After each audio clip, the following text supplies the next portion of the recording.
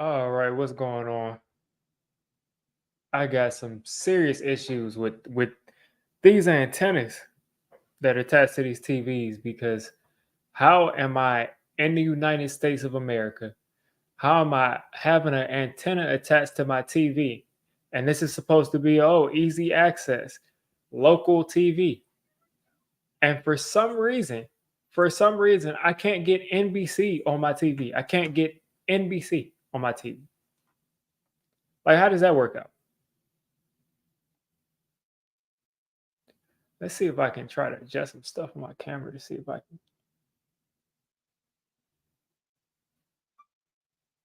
Let's see how that works. We're gonna do some experimenting real quick. See if I can.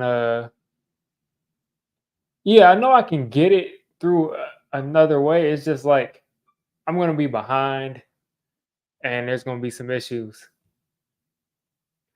That's just the part that's annoying. Is like, how can I? Am I the only person that has to deal with that? Like, of um, not being able to get the actual games. Like, am I the only person? And it's not like that. It's not like NBC literally won't come onto my TV. I have ABC, I have Fox, I got what CW. I just don't have NBC. I know. I mean, I'm just saying, like, I don't live in the area of New York. I just know that NBC is like a national station. And I'm like, usually I've always been able to get it until I moved to Maryland from DC. I wasn't able to get it consistently. And then since I've been out here in Georgia, specifically not exactly in the city, I don't get that either. So maybe that is you know, maybe that's just how it is. If you don't live in a city, you don't get good service from your antenna. Looks like I'm probably gonna have to throw these earphones on.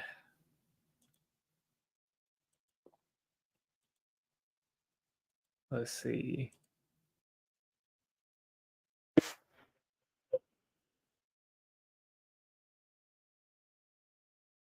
I can watch this on my computer once again.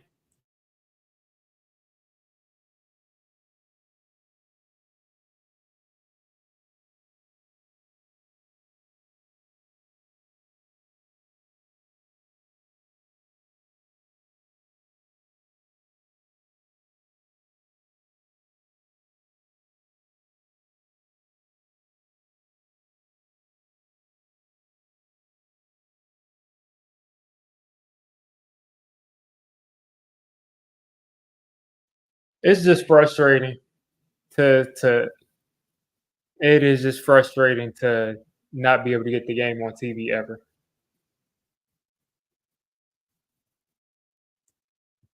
Yeah, let's go ahead and get this W. Let's go ahead and do it. I mean, I'm cutting Jamar Chase off, so that could count for something. Let me drag this stream over here. So I got the chat over here. Cool. Got the stream over here.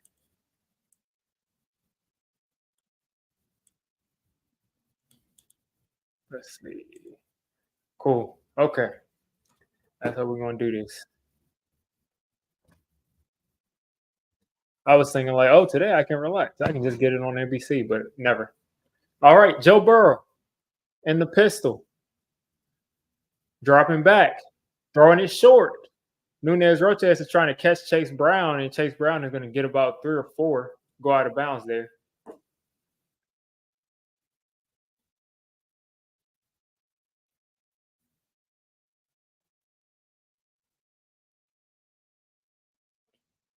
Yeah, Joe Burrow is having himself a season.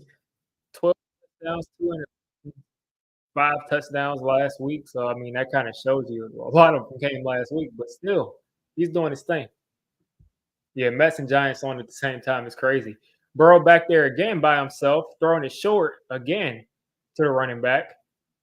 And Okereke takes him down for 1 yard. This will make this a third and 4, third and 5 here, coming up for the Bengals. Maybe I'll drop down a little bit so I can see this game eye level. Third and 5 here. So far, the Bengals are getting rid of the ball quickly. It looks like they really do respect the pass rush, even without Kayvon Thibodeau. They're actually calling that incomplete, so it'll be 3rd and 6 instead of 3rd and 5. Bengals offense has been potent this year. So if we can make something happen, yeah, he dropped that. If we can make something happen here on 3rd down, that'll be huge for this Giants defense coming out, building confidence.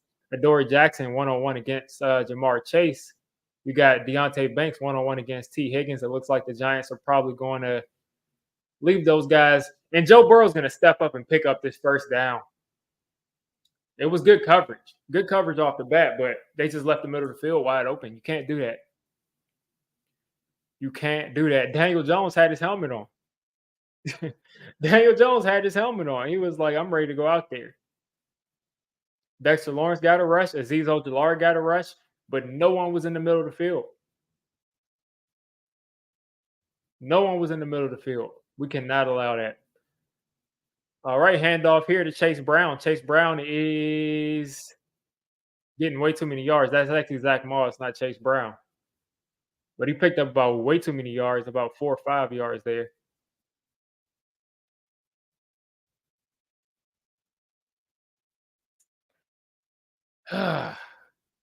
Michael McFadden is ranked the 2nd middle linebacker behind Fred Warner.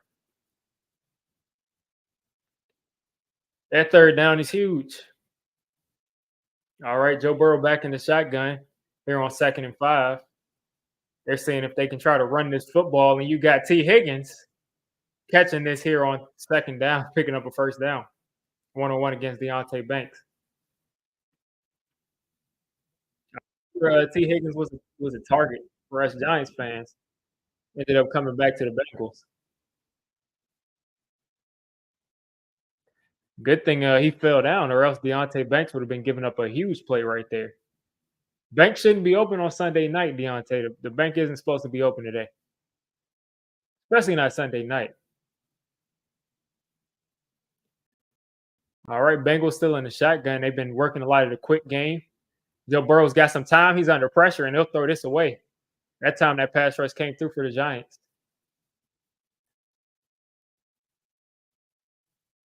Jordan Riley on the pressure. So a quick 2nd and 10 as the Bengals are already in Giants territory after Joe Burrow picked up that 3rd down on that run.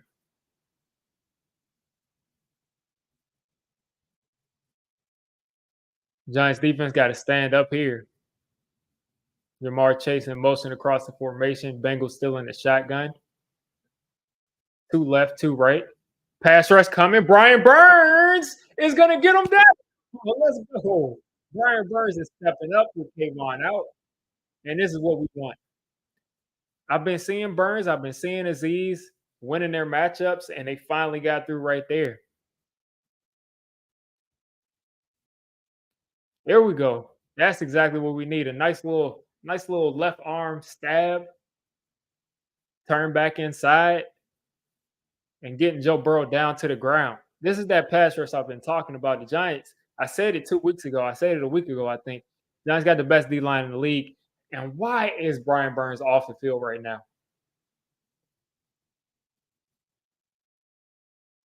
Cincinnati took a timeout. And that's going to allow them to get Brian Burns back on the field. So I'm cool with that. Let Brian Burns get a breather and get him right back out there.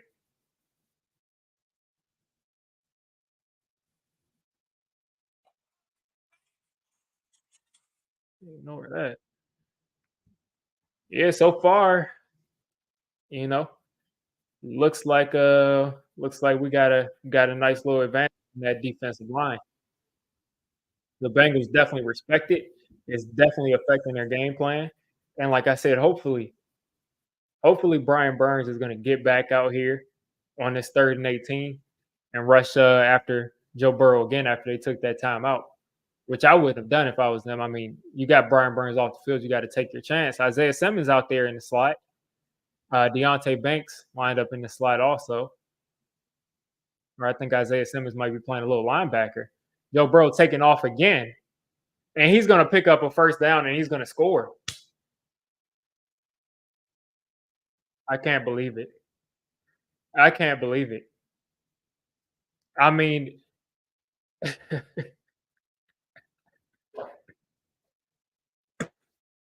I can. Why are you not accounting for the quarterback? He picked up the third down on 3rd and 18. You let Joe Burrow break off a 40-yard run for a 40-yard touchdown. There's nothing over there.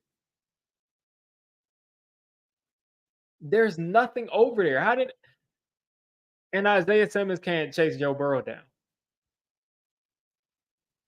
This is exactly the worst possible thing that could have happened here. Oh my god.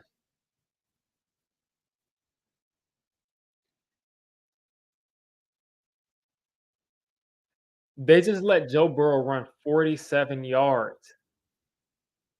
Joe Burrow is not a dual threat quarterback. He can move, but he's not a dual threat quarterback.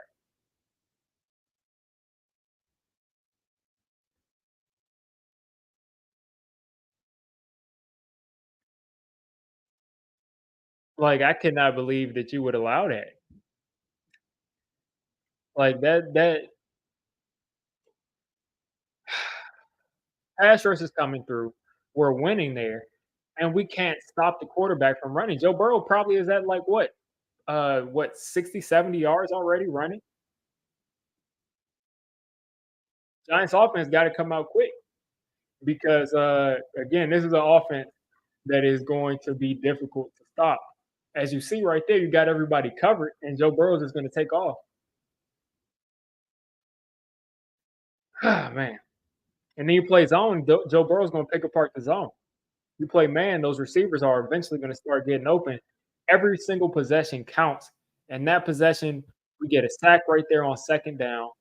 We got him in 3rd and 18. And you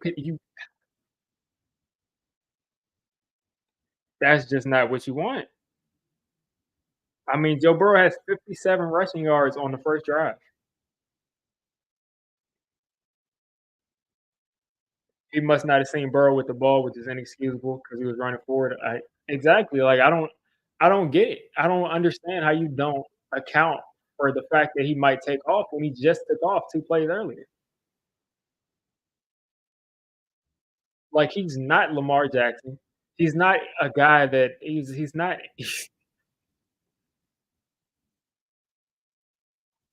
and only these kinds of things only happen to the Giants on prime time.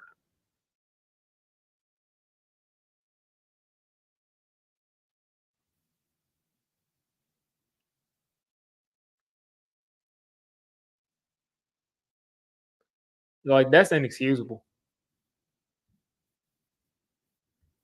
Funny thing is Daniel Jones has a 4.940. But he's definitely a lot faster than Joe Burrow. My problem is, I mean, that's just not good.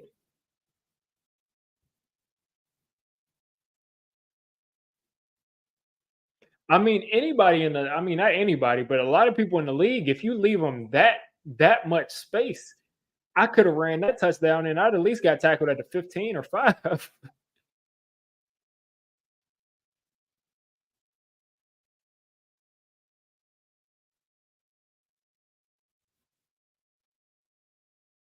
Maybe the new meta for the Giants is to let on yeah. That's what it seems like is that we got to allow an initial touchdown and then we take control. Because on that drive, our defense did not look like they were like they were getting beat up. It's just they weren't stopping him from running, which I hope doesn't become an issue this game. Giants got some movement here, pre-snap motion here on the first. Daniel Jones is taking an immediate shot to Darius Slayton, who bobbles it, picks up a first down on a slant and catches it.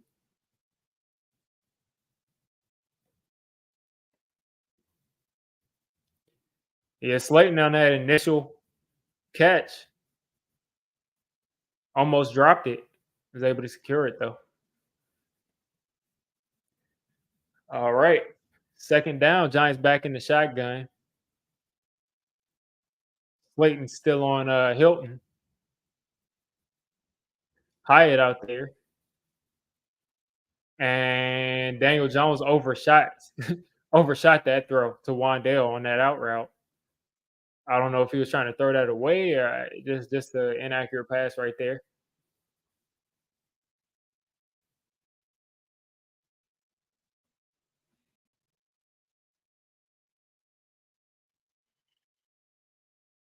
Ah man, the fact that we gave that up is just sickening. It's just sickening. All right, here on second down, Daniel Jones is throwing the ball away. I hate those things where we're running to one side of the field to where if they don't have somebody open on that side of the field, the whole play is over. Like you'll have one or two people running right and the quarterback running right and nobody's open. So you got to throw it away. Yeah, on 3rd and 18 after a sack, after a statement kind of sack where Burns just like destroys a guy, you give up a 47-yard touchdown on 3rd and 18 when you knocked them out of field goal range. So we're thinking like all we got to do is keep them out of field goal range now. Wandale in the slot, Slayton at the bottom of your screen, Hyatt at the top, and throw to Hyatt, and he's going to be about 3 yards short of a first down. But that's Hyatt's first catch of the season, and the Giants go 3-and-out to start, and the Bengals here can really change the game because if they come out here and score another touchdown, that changes the way the Giants can rush on defense.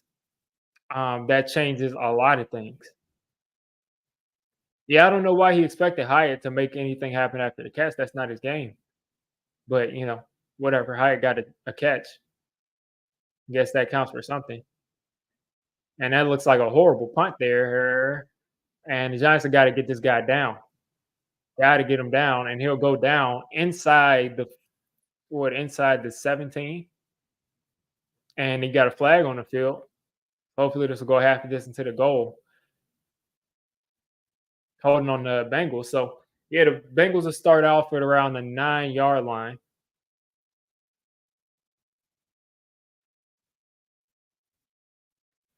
Yeah, Joe Burrow ran for a 50-yard touchdown almost. I mean, 3rd and 18 after a sack by Brian Burns, and Joe Burrow just goes up the right sideline. Defense has got to make a play. They've got to make a play. Like they've got to force a fumble. They got to catch an interception because right now I mean, they set us back with that touchdown because that's just a mental lapse. Like keep contained at all times. All of these quarterbacks can run. You don't leave the entire side of a field. At that point, Peyton Manning is not going to run for a touchdown, but he is going to run for the 18 yards because you left the entirety of the right side open. Like at that point, it doesn't matter who the quarterback is. Like you're just giving away free yards. Yeah, and the Giants always play horribly at home. Like this better not be a game where they just embarrass themselves in front of the home fans. Like that's not fair. And Jason Pinnock is now in the locker room because he had a collision with Isaiah Simmons. I think on that long Joe Burrow touchdown run.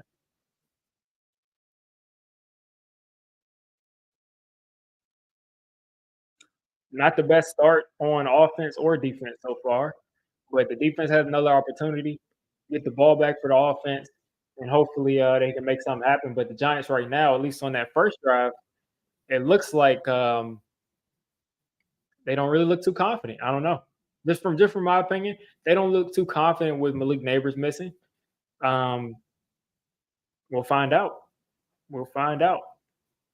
But they're throwing a lot of short stuff. Like they don't trust anybody to get down the field. They don't trust the line to block. I'm not sure what's going on.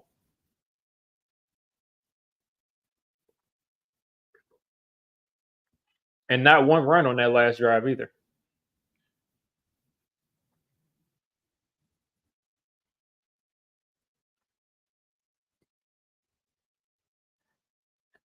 Oh man, Mets are getting cooked too. It seems like. Yeah, Pinnock is hurt.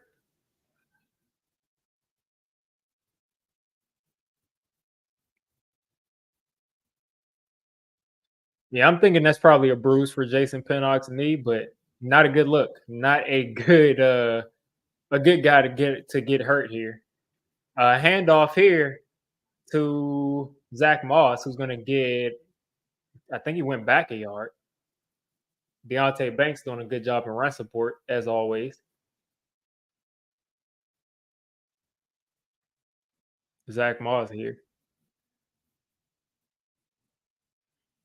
Yeah, it looks like he got back to the line or lost the yard. Yeah, you never expect the Giants offense or the Giants in general to play to how they've been playing prior to these games. Joe Burrow, quick pass to Jamar Chase, and he's trying to carry like six guys for a first down. He's going to be a yard, 2 yards short. So this will make it 3rd and 2. And of course, we're going to have to keep an eye out for Joe Burrow's legs again because they go man on 3rd down and Burrow just takes off. I mean, Jamar Chase is so difficult to get down. That's what kind of I understand the Malik Neighbors comparisons, but Jamar Chase is just different. Like as far as like not being able to get tackled, like as far as like a straight physicality kind of aspect, he just doesn't go down on the first guy. Oh, he's on the Lord. No, no, Aziz, you gotta sack him, man. You gotta sack him right there, Aziz. You gotta sack him, Aziz. You gotta get him down. But nice stop. Aziz tried to get the ball out. Aziz is playing ball today.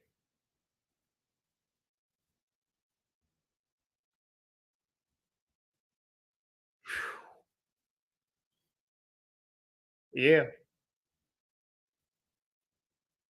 Aziz didn't want that penalty of landing on top of Joe Burrow, so he had to let go. Giants are taking the time out. I'm not sure why.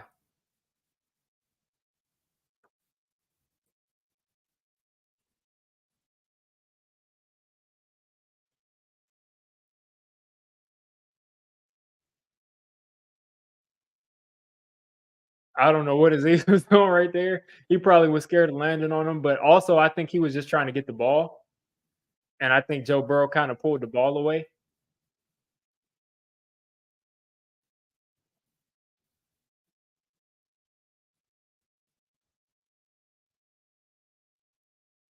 Yeah, I thought Aziz was just trying to grab the ball and Joe Burrow kind of got away, but who knows? We'll hear about it after the game. Bengals are going to punt this deep within their own territory. I need you to field this punt. And Smith Marset is going to field that. We'll start at the 32 after some great coverage here from the Bengals special teams. If we've been able to get 10 yards, we'd be starting close to midfield. Something I'm noticing here though is they can't block our edges, and of course they can't block Dex. But Aziz looks right now unblockable. Brian Burns looks unblockable.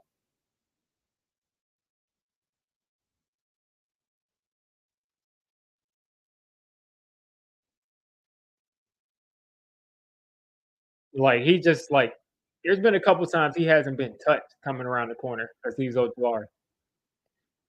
I'm so glad we don't have to worry about a punt return anymore. Yeah, I'm glad they filled the punts now. And yeah, they answered the bell. 3-0. Answered the bell. The offense has got to get on the board. I mean, look, they're getting the ball at the 32, 33-yard line. Got to make something happen with it. Looks like I'm not too far behind. Looks like I'm not too far behind right now, so I'll just keep it going.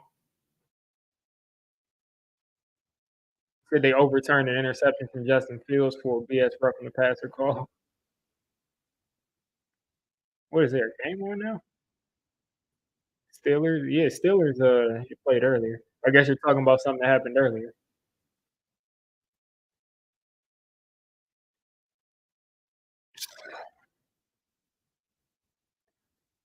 Crazy weekend though. How about the Cowboys? Yeah, the Cowboys got beat down bad.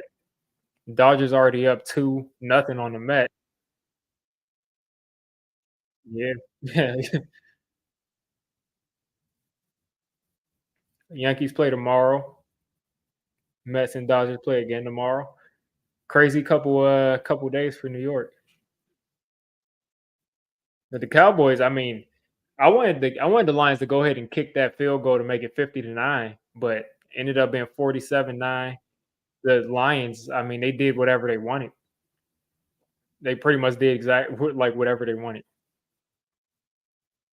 But we absolutely have got to make something happen on this drive. Um, I want to see some sustained drives like we've seen the past couple of weeks, and I want to see some. Let's get in the end zone. Yeah, that stinks. What happened to Aiden Hutchinson though? Yeah, the Lions. I mean, they ran whatever. All right, Hyatt in the slot, Robinson outside, hand off to Tyrone Tracy, and he's going to get about a yard.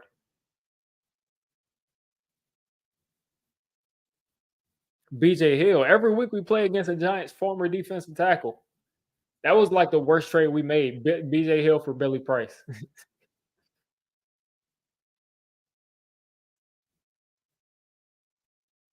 Yeah, BJ Hill for Billy Price was not a good trade, but you live and you learn. Would have been a nice three tech right about now. Play action, and Daniel Jones tried to throw it short to Wandale Robinson. The ball looked like it got tipped, and the Giants are going to go 3 and out again. It looks like got a 3rd and 8 coming up. Now they got Sheldon Rankins back. They do have Trey Hendrickson, so they're a little bit better up front than they have been. But this defense is not anything to be scared of. But the Giants' offense is, of course, underperforming. Theo Johnson in motion here. He's going to have to be a big part of this game. Hyatt is going to have to be a big part of this game. And it looks like he's looking for Hyatt. He's trying to get away. He is getting sacked. I would love to see that on all 22 because it looked like Daniel Jones was looking for Hyatt. And there's a flag down in the secondary. Let's hear it, Carl Sheffers. Holding on number 20. I think that's Cam Taylor Britt. That's DJ Turner.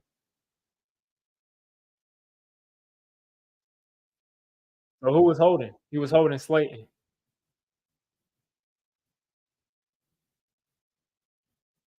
Daniel Jones has done better this year escaping the rush. I'll definitely say that.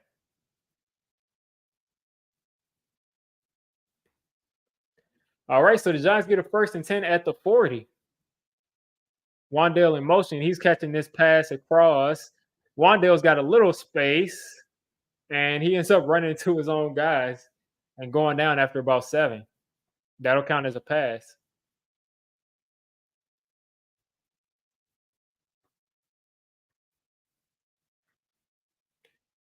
Second down coming up. This will be 2nd and 3. Wandale coming out. Don't know who's coming in for him because Hodgins is on the sideline. I'm guessing you'll probably see Slay, Hyatt. Okay, 2 wide receivers, 2 running backs. Theo Johnson in there. Hand off to Tyrone Tracy, and he trips over his own guy because Runyon was on the ground. He had a hole, but Runyon was on the ground. He tripped over him. This will make this a 3rd and 2. If Runyon wasn't on the ground right there, Tyrone Tracy had a lot of space. Let's see what happened right there. Yeah, Runyon just got taken out by Hubbard. Hubbard just made a nice play. Yeah, Hubbard just made a nice play right there. Just took out the puller and took out the running back too, pretty much. 3rd and 2 here. You think they're probably running a draw here, quarterback draw, and you got Slayton. Slayton's still running, picking up about 7 or 8 here on 3rd down. Love to see Slayton show up and show out like he's been doing the last 2 weeks. Man, if we have Malik Neighbors, man. If we had Malik Neighbors, this would be the perfect time for him to go off for like 180. I love that Slayton is doing his thing, man. I love that Slayton is showing that he can be a high volume kind of target. Play action here. Daniel Jones has got all day. Short thing to Tracy. Tracy's got a head of steam. Tracy is picking up a first down. Giants inside the 30. Let's keep it moving. That's the first time we've seen Tracy get in open space in the screen game, and that looked pretty good. That looked good right there. Sheesh. I don't like Tracy in the I don't like Tracy in the short yardage game, but I like him everywhere else on the field. That's like literally his only thing is he doesn't really move guys, but he doesn't run soft either. DJ's got some time hitting Tracy again. That's actually Wandale Robinson. He looked like a running back because he's so short. All right, Giants driving. This is what I'm talking about. This is what I'm talking about. Like, let us sustain some drives here. Yeah, there's not much you can do with Wandale Robinson coming out of the backfield there.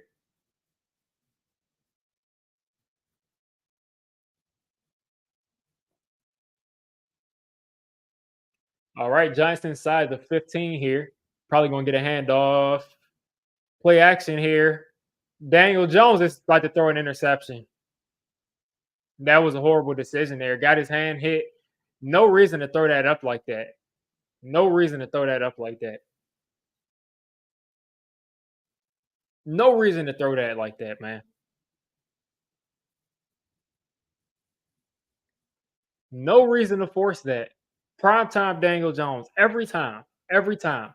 The play is a disaster. You're under pressure and you're trying to throw it to a guy that's in like what triple coverage. You're throwing it to a guy that's on the left side of the field and there's only one guy over there.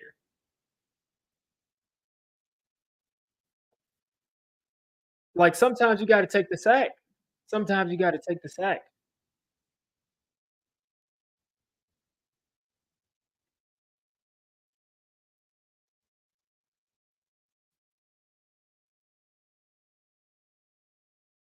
That is basically, I mean, I look at that Joe Burrow play. I look at that Joe Burrow play almost like a turnover, and that was basically a turnover. Like his brain on prime time, like people say, like, oh, he's not affected by prime time. Daniel Jones doesn't care. Daniel, like, he's obviously affected by prime time because he does stuff like that. Shout out to you too for the 199. I didn't shout you out, but he's obviously affected by what's going on in prime time because every time he gets on prime time, he does something stupid. He throws a dumb interception. He doesn't even have an interception problem, but he does it on prime time every time. Opening games, prime time games where the most people are watching, Daniel Jones always manages to find a way to mess up. And I think because he's trying to prove that he's not a bad quarterback, so he wants to be superhuman, but he's just biting his team. Like he's just hurting his team because you're in the red zone. You've had a great drive. Like you are just doing it. You're doing a great job, and you have a basically a trick play where you're letting the rush get back there, and he's under pressure, and he just. I mean, first of all, Theo Johnson is back there on the left corner of the end zone, and no, and there's like three jerseys around him anyway. So let's say you're throwing it up to Theo Johnson. That's a low percentage throw anyway.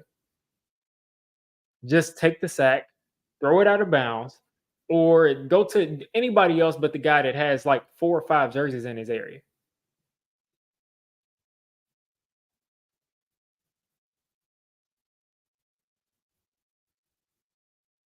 Like there was nothing there.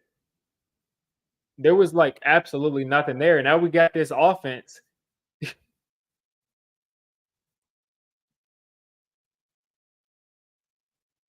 All right, short throw here. And we got an instantly a big play here.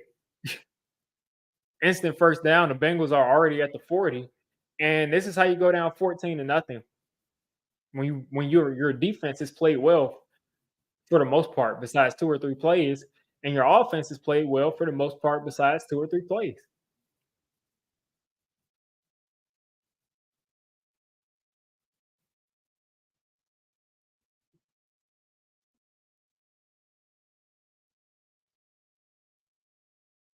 All right, we got another run right up the gut, right up the gut. Chase Brown this time. That's disgusting, man.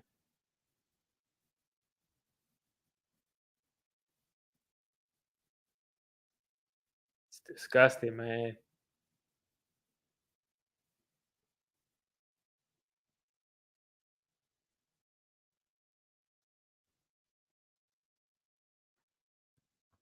All right, 2nd and 3 here for the Bengals. The Bengals are comfortable now. Now they can just run the ball. Their whole playbook is open. They're not scared of the rush anymore.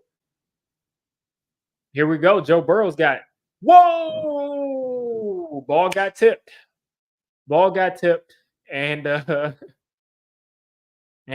we almost had a shot at it, but we couldn't get it. Boogie Basham's first game as a as an edge. He hasn't gotten the jersey all year.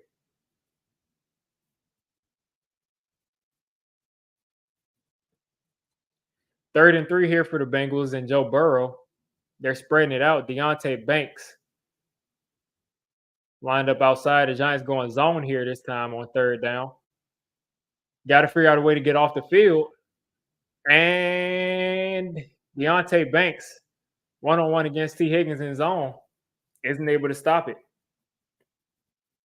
Yeah, we haven't got one of those tipped interceptions this year. We've gotten a lot of tipped passes, but not a ton of tipped interceptions. I don't think we've gotten one. Nice throw there by nice catch there by T. Higgins with Deontay Banks. Doing everything he can to get the ball away from him, but what can you do? Here goes Chase Brown going backwards. Okereke and looked like Basham set the edge pretty well right there. Couldn't tell if that was Basham or yeah, DK Metcalf is not on either one of these receivers level. I think DK Metcalf might be the most overrated receiver in football. I think his strength is not being able to be tackled, but as far as like a full out receiver, I just don't see that. I just don't see that dominance that people kind of talk about. 2nd and 10 here for Joe Burrow and the Bengals. Another handoff, and they got to get him on the ground, man. Zach Moss right up the gut, making it another 3rd and 3. You're giving him 3rd and manageable. Oh yeah, DK cooked this a couple years ago. I just didn't think we were that good. He's not a bad wide receiver. I just don't think he's as good as as good as a lot of people think he is.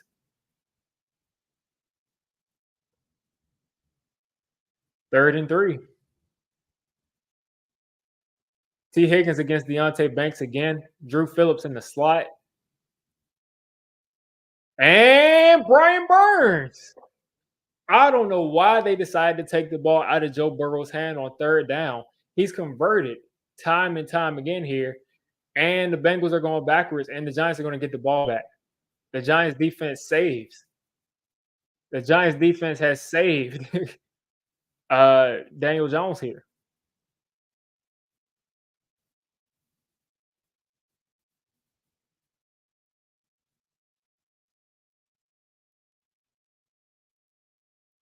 Brian Burns, yeah, like Brian Burns on that right side looked good. I don't know if it's just a matchup or if it's I don't know. Brian Burns is showing up on prime time.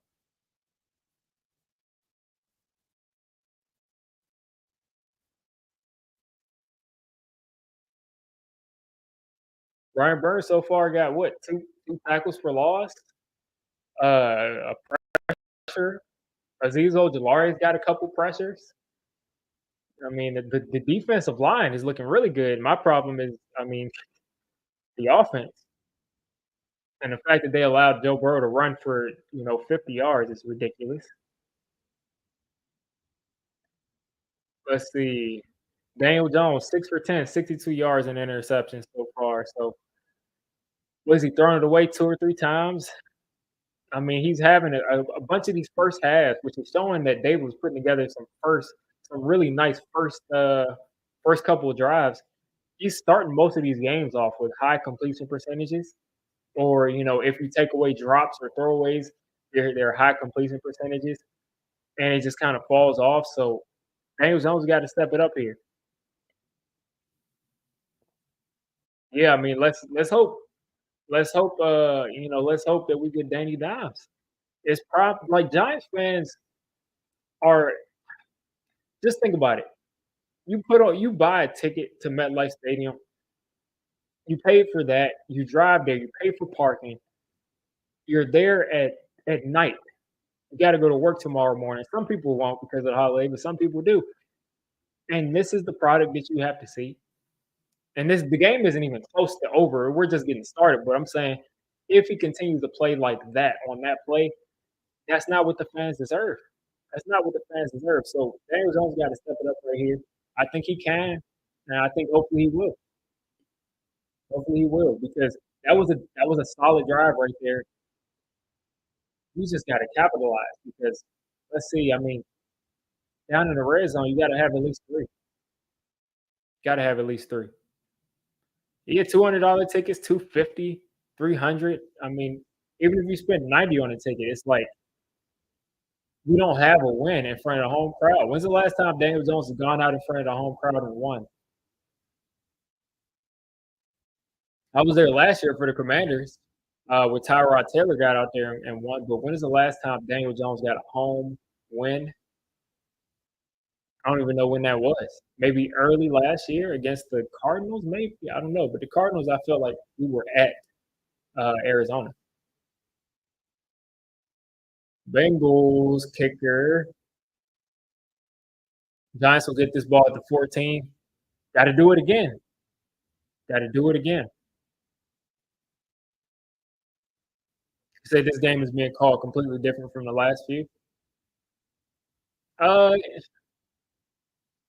I wouldn't say it's too different. I mean, the Giants like to go to that play in the red zone. I mean, or at least once you start getting to that side of the field, because that's how they hit That's how they hit Darius Slayton on that touchdown last week. But all right, you got to step it up, man. We need a chunk play. We need a couple chunk plays because it's only a matter of time with this Bengals offense. We got to get on the board. Daniel Jones up the middle, first down. I like that play. Bringing Tyrone Tracy across. Daniel Jones keeping it right up the gut. Right up the gut. Nice pull right there. If Daniel Jones was some freak like Lamar Jackson or something, he would have cut that back and scored. There was a lot of space. I would just really try to see if we can establish the line of scrimmage, which it looks like the Giants are going to go to. They got no wide receivers out there. They got 4 tight ends in the game, or 3 tight ends in the game. DJ has got to get out of this sack, and he's not going to. And Andrew Thomas gives up that sack to Trey Hendrickson. I need better from you, man. You're the one guy that can't get beat one-on-one. You're the one guy that can't get beat right there one-on-one, Andrew.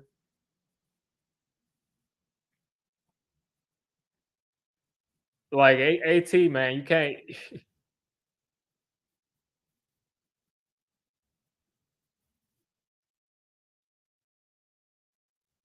Andrew Thomas blocked me on Twitter, but he can't block Trey Hendrickson. Another run here from Daniel Jones, who's going to drop his shoulder, make this somewhat a third and manageable.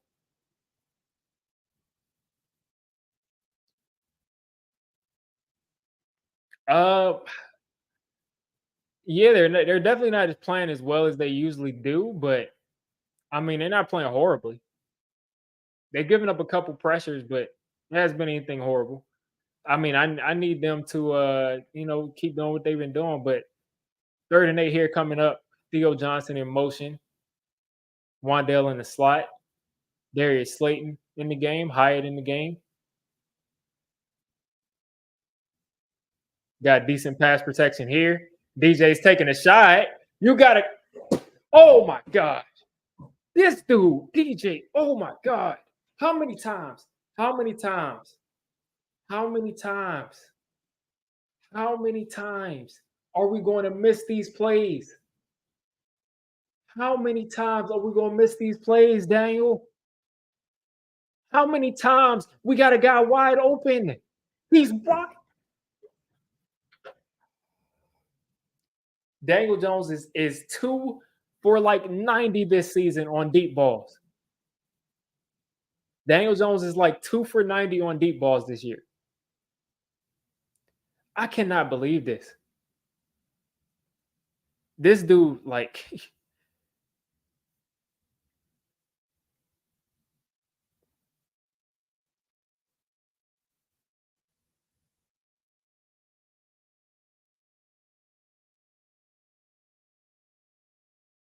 like, there's no way, man. There's no way. There's absolutely no way, man. Like, how are you missing wide open guys like that?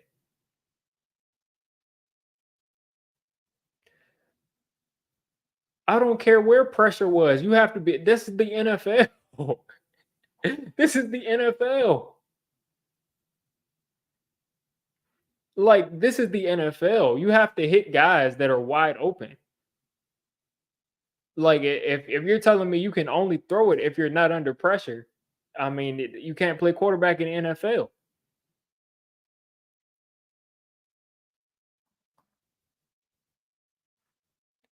That is like completely ridiculous.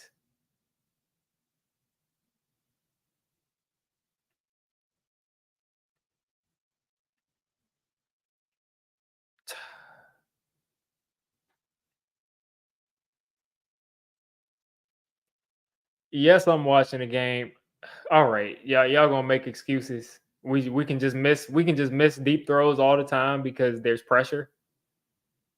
Like, you've never seen a quarterback get hit, even in high school, get destroyed and make an accurate throw. That's not possible. Like, we have to be able to criticize the players that are on our team. We can't just have guys absolved of any type of, like, there's an excuse for everything this guy does. Why can't you just say he missed the throw?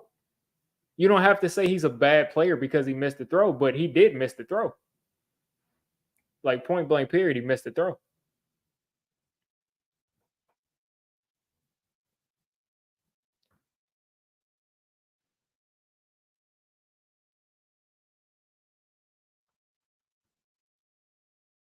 Like, I mean, God forbid the Giants have good quarterback play. Like, you all the expectations for the quarterback position is just on the floor in the basement. Like, we only expect him to be accurate when he's protected. Like, like, he has to have an absolutely clean pocket to make any throws. I've seen him make throws like that before. Look at Burrow's. Burrow has been sacked like 3 times or two times, and he's gone down a couple times.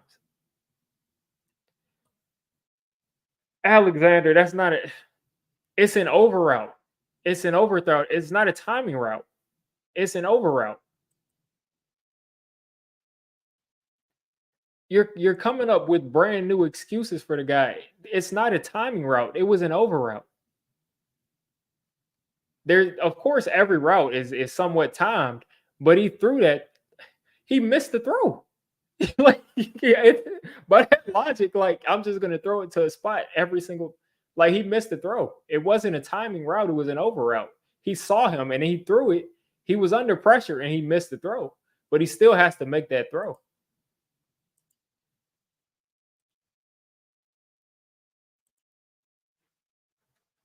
Like, this isn't a ball kind of thing. It's just like, I mean, you can see it. I mean, I hate getting into the things where people are saying like, "Oh, you don't know football because blah blah blah," because you disagree with me on this play. I'm trying to tell you that he it's cool right here. Joe Burrow's got all the time in the world right here. Aziz is chasing him. Aziz is running him down. Joe Burrow's going to throw that away right there. But I mean, he missed the throw. I'm moving on. We're not gonna have that kind of. We're not gonna do that. We're here to watch the game.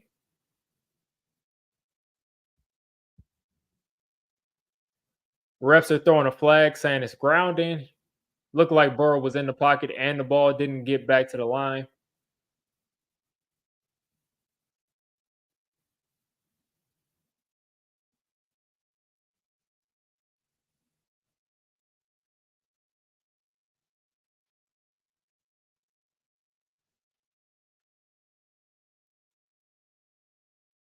That'll be grounding against Joe Burrow. Let's see if the Giants defense can step up and bail us out again. This is just not good.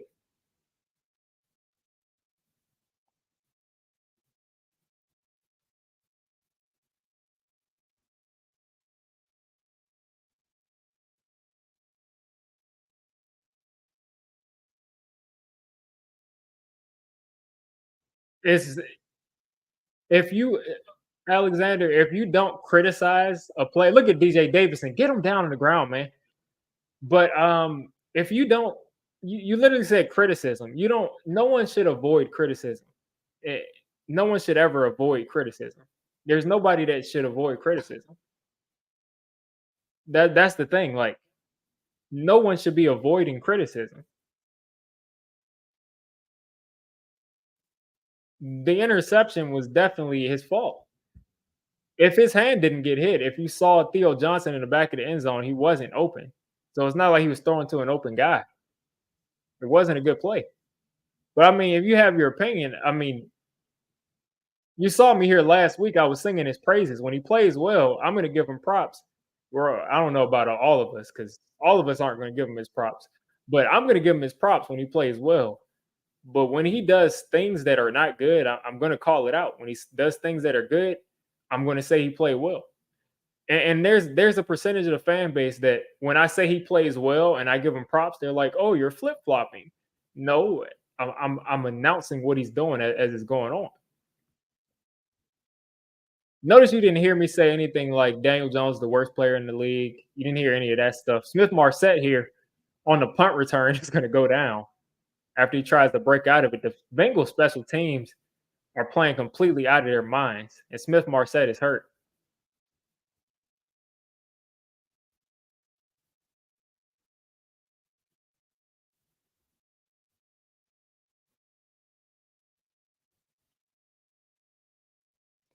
I mean, unless you see me stream all of the other quarterbacks, I don't think there's much you can say as far as me turning a blind eye.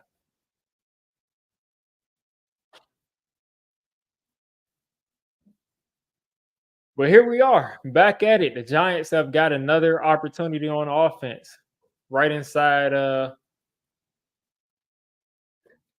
Yeah, I'm not going to get into a back and forth, Alexander. We're going to watch the game.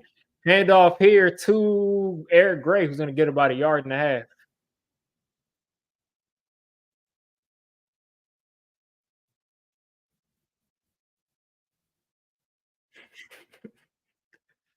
Oh,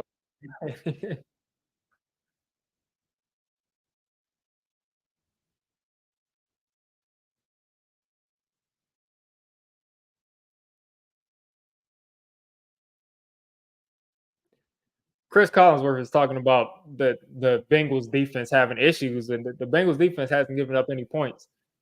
All right, here in the shotgun, another handoff to Eric Gray, and Eric Gray picks up 4 this time. That's good, that's good. That's good, what am I looking for? That's a good sign that the Giants may be able to get a little bit of motion here. We got a 3rd and 3 or 4 coming up. Hopefully, we can pick that up because I think oh, excuse me. I think, right now, probably our best shot is to try to establish the run, try to slow this game down a little bit, get Daniel Jones comfortable. He's obviously comfortable when he's running.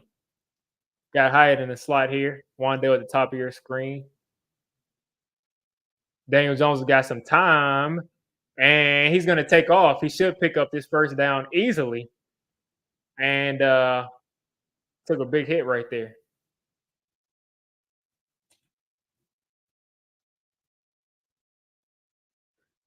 Whew. Yeah, Andrew Thomas is having issues with Trey Hendrickson. He's having some issues with Trey Hendrickson I've never seen him have with anybody besides Miles Garrett. But actually looked pretty good right there. Never mind. Looked better on the replay than he did in the initial thing. Daniel Jones kind of got his shoulder taken out right there. Looks like you all are ahead of me now. Daniel Jones in the shotgun. Short throw to Tyrone Tracy. Tyrone Tracy's picking up a first down. It looks like I might be really far behind. I might have to find a new stream. Because if you're mentioning a Slayton play, that means that might be about to happen now, which means that you all are probably about a minute and a half ahead of me, which means I'm going to have to try to get back to that other stream that died on me about a couple minutes ago. Wandale in the slot, Slayton at up the top of your screen.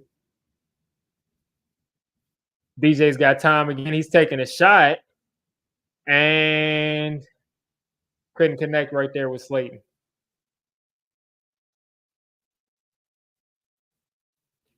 Couldn't see right there. It looked like the cornerback had a hand on his, it looked like he was kind of holding Slayton right there. Let's see. That was a nice route by Slayton, but he kind of didn't give DJ a bunch of room to throw that. Yeah. I mean, that was a nice route to get open, but at the same time, didn't really give his quarterback much space to throw that to. All right, here on 2nd and 10, DJ's got a flag on the field, and I don't know if that's going to come back or if they're going to get a first down out of that, but I'm guessing that's going to come back. It's probably going to be a hold. Illegal shift on the offense. That'll be 5 yards.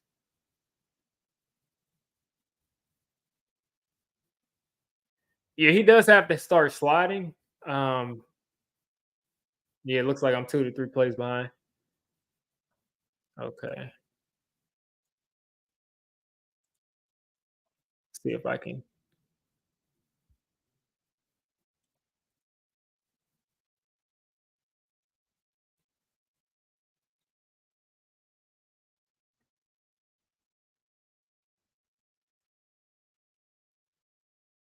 All right, another draw here to Tyrone Tracy, and he goes nowhere.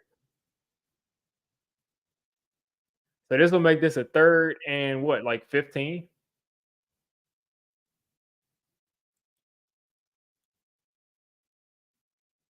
3rd and 15 now. So yeah, I mean the Giants offense right now is really underwhelming against a horrible defense. But what do we ever expect? I literally said today on Twitter, I said I expect, my mind says that this Giants team should be able to go out and pretty much do whatever they want against the Bengals defense. But my gut as a Giants fan says that, Daniel Jones taking off. He's got to get out of bounds there. He does. Right at midfield.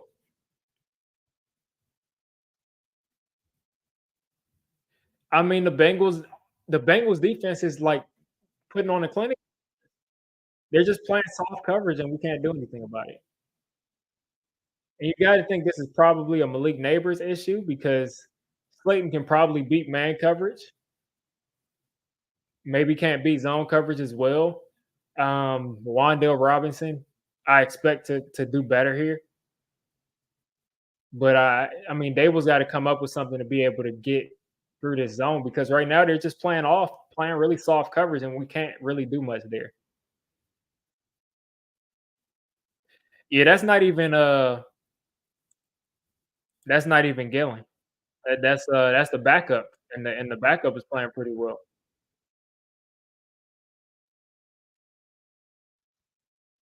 What's going on, James? Uh, but yeah, like I said, like my thing is, my mind literally was just saying like we should be able to easily move the ball. We've done it the past couple of weeks against what I believe are better defenses, but for some reason, we're gonna have some issues, and we just have. Probably because probably because let's see if I can pull up this screen. Probably because it's prime time.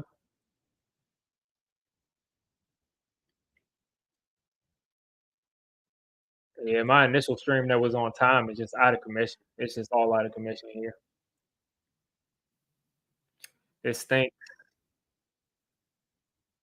All right, let's see if I can try to find another stream that is somewhat ahead. I'm telling you, like, what type of like antenna can't even get me NBC? I can't even get NBC on my TV. Like, who's even heard of that?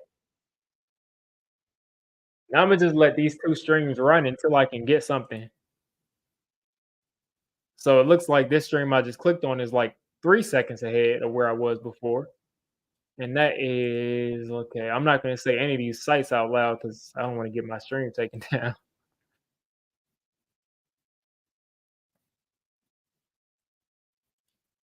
Let's see if I can get this going.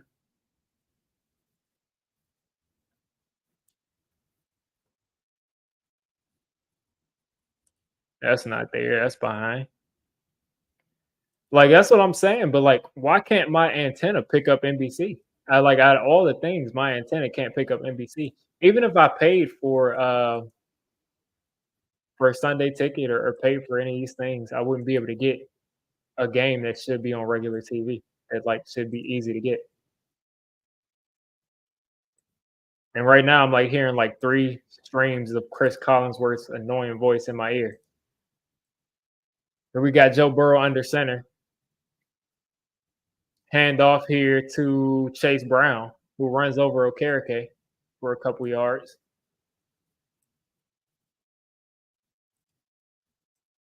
See if I can get something that's somewhat ahead.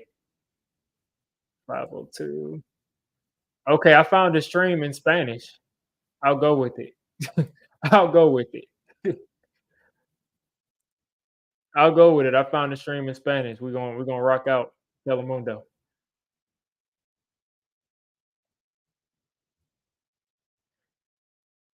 Yeah, we gotta go with it. We gotta go with the Telemundo stream.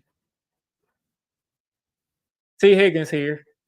They're showing just caught the ball, which is about a whole minute. Yeah, that one is not working for me, Silent Chris. Like all the streams are cut for me. Like they're not letting me do anything. So I'm just watching this Telemundo stream. Anyway, Bengals just around the 50 here on 2nd and 3. Pitch to Chase Brown, and Chase Brown should have gone down by DJ Davidson, who's missing like his 3rd tackle here that he should have had behind the line of scrimmage. But luckily, Tyler Nubin cleans that up. I mean, we don't have any cornerbacks that can cover either one of these 2 receivers.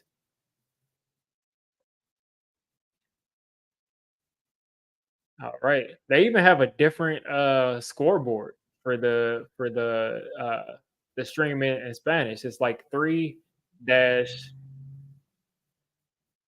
Yeah, it's different. All right. Play clock winding down. Joe Burrow. Giants are getting after him, but he had too much time. And Jamar Chase, it looked like he dropped the ball. Did he just drop the ball right there? He was wide. He was wide open right there. Looked like he beat Adore Jackson on the string on this slant.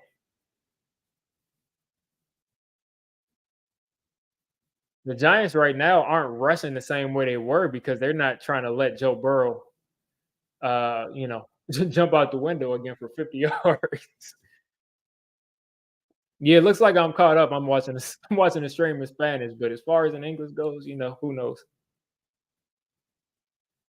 Oh my God, they decided not to field that punt, and we're gonna start inside the 10. Offense is gonna have to go a long way, but at least the defense is playing well. I mean, it's only 7-0. The defense has really only had like 3 or 4 plays. I would say they had bad plays,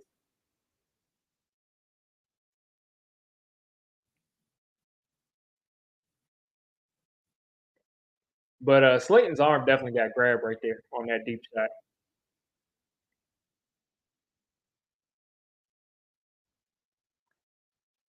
Yeah, the offense got to help us out. We got to get in the end zone. Like to play this well against the Bengals offense and not score on all like That's just so New York Giants football right there. That's just I mean, that's just so on brand for what the Giants love to do.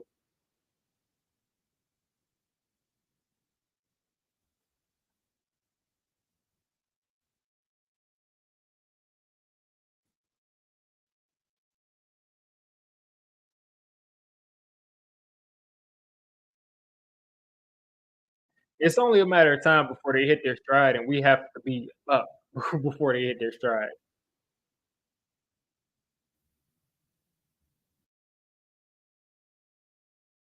Like Brian Dable, Daniel Jones, the offense, Darius Slayton, Jalen Hyatt, all of those guys, they got to be ashamed of themselves. Got to be ashamed of themselves. You can't do this. You absolutely cannot play like this.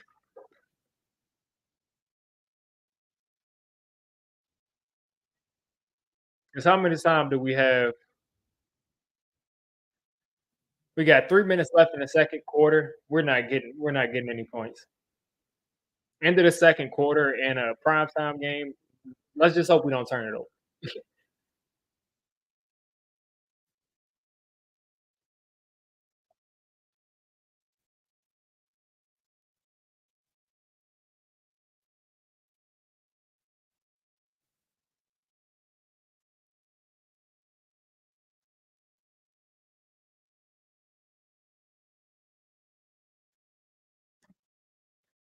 Yeah, I mean they're advertising for shows that I don't even get on. I mean,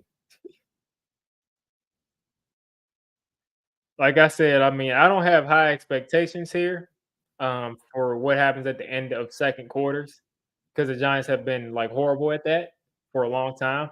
Daniel Jones hits Darius Slayton on the crosser. Darius Slayton in open field. Darius Slayton down the.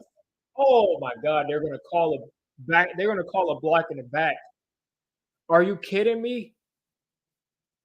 I literally tried to. They're calling a flag because Hyatt blocked the guy, lightly tapped the guy in the back.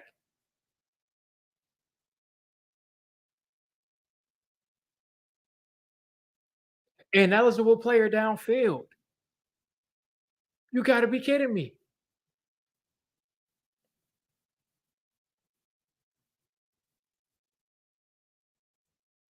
Got to be kidding me. Got to be kidding me, right? Got to be kidding me. Like you got to be kidding me. Like at this point, the NFL is just disgusting. The NFL is just disgusting because these RPOs, they never. You can't. I mean, like every couple plays, it's ineligible man downfield. Who cares? DJ taking a shot and Hyatt's a step short. Second and 14.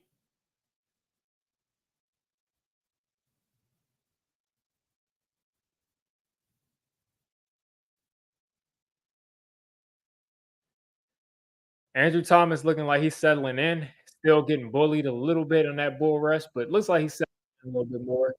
Got a second and 16 coming up for the Giants after a huge play got called back because of that penalty. It was a flag. It was an ineligible man downfield, but it's just like, and you get a drop here from Slayton, and the Giants are going to be punting it right back. They're going to be punting it right back to the Bengals here on this next play as we got a 13 coming up. 234. Again, I've never seen the Giants at the end of a half come out and do anything.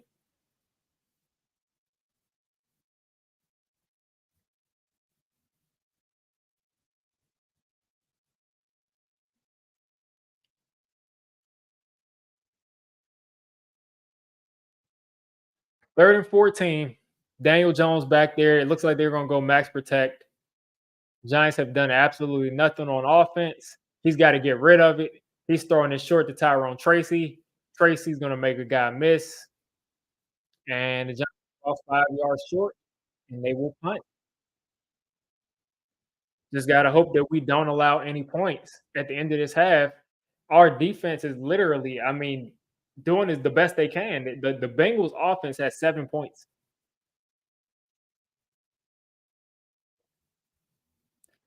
I mean, did he turn back into a pumpkin? Because he just caught that ball and ran all that way. It's just unfortunate.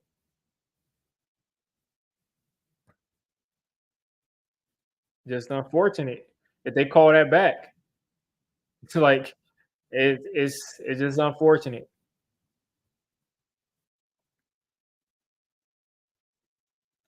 So they're gonna punt this back to the Bengals, and we gotta hope and pray that Joe Burrow doesn't put his foot on our neck and go up 14 nothing because they're not gonna have far to get in the field goal range.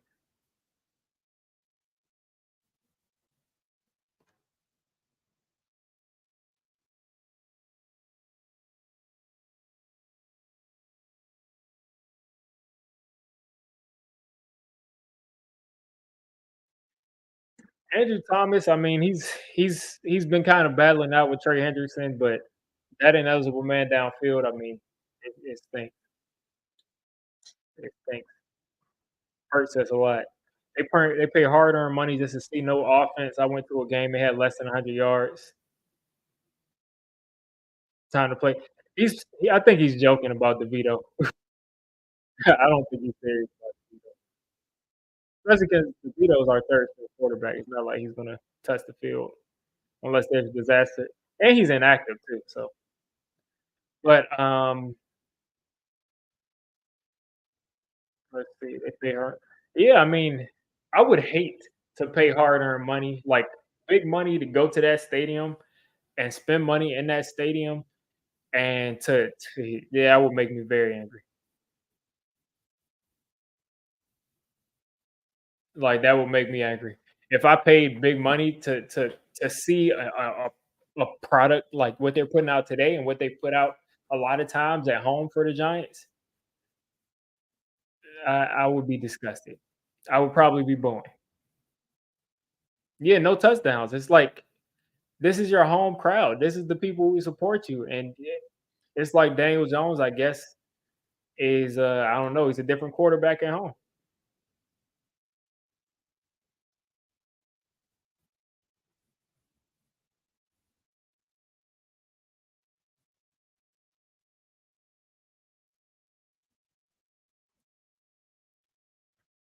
All right, let's see if the defense can save us again. Looks like I'm frozen here. I gotta reset this camera. Oh my gosh. Yeah. All right. Eli Manning in the building. I'm watching the Giants get embarrassed.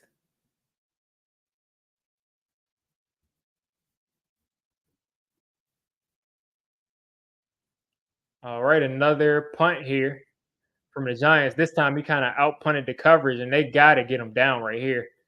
They're gonna have about 15 yards to get in field goal range. Giants defense has to basically go three and out. They have to make them go three and out. And it looks like you're ahead of me. Love to see that Aziz is balling though. 150 left.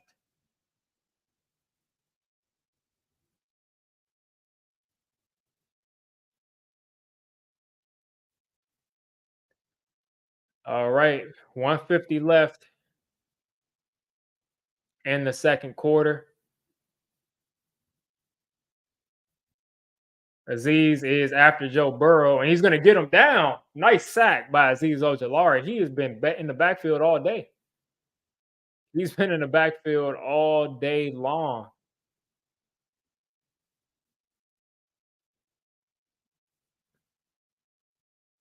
Like Aziz has barely been touched by the offensive tackles. That time he was unblocked. He squeezed.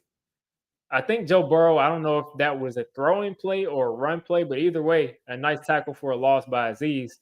Second and 11 here for the Bengals. They got to bow up. This is the only way we have any shot at winning.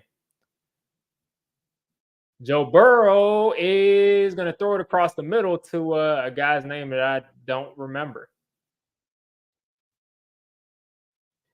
I know his name, but I'm not gonna I'm not I, at the same time I don't. If you understand what I'm saying, Eosivas, I think it's how you pronounce it, but you know, 46 seconds left here. Third down and Let's see. Third down and 4 here for the Bengals. Crucial play here for the Giants. Crucial play here. Aziz down the middle, another sack for Aziz Ojulari. The Giants defense, if it's one thing they can do, is they can get these sacks and rush the passer. Giants defense calls game here, at least at the end of the half. And the Giants offense will get the ball back. But, who knows what they'll do with it? Probably nothing. Probably just run the draw. I'm loving this defensive line. Loving this defensive line. Yeah, as far as pure pass rusher, Aziz, I do think is a better pass rusher than Kayvon Thibodeau. My problem is Aziz against the run and Aziz setting the edge, but I do think he's a better pure pass rusher than Kayvon. I don't even think he has more pass rush moves than Kayvon. I think he's just better.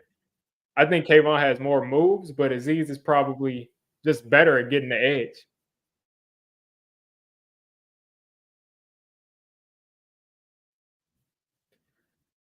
All right, let's see what we got here on this punt return. And that's going to go in. So the Giants have 21 seconds to try to get in field goal range. You already know what's coming, folks. You already know what's coming. A draw play, and they're going to go into the half. Yeah, that's the problem with Aziz. If Aziz was healthy, Brian Burns wouldn't be on this team. If Aziz was healthy, he'd be our. I mean, I think he would have become our number one guy as pass rush, but he's never healthy. Okay, yeah, they took a knee. So yeah, 19 seconds left to go. The Giants will go into the half, down 7-0. They should thank the stars that the score is only 7-0. They really should because this defense has really saved them today. Defense has really helped them out today because let's talk about it. Joe Burrow was 9 for 15, 87 yards. Daniel Jones is 8 for 16, 81 yards. Interception, a sack. Joe Burrow's been sacked 3 times. Daniel Jones has 37 yards rushing. Joe Burrow's at 57. Giants get the ball out of the half, yeah. Tyrone Tracy has, 3 catches for 33 yards? He's our leading receiver. 3 carries for 3 yards, averaging 1 yard a carry. Not good right there. Chase Brown at 5 carries, 13 yards. Nobody's really doing anything on offense today.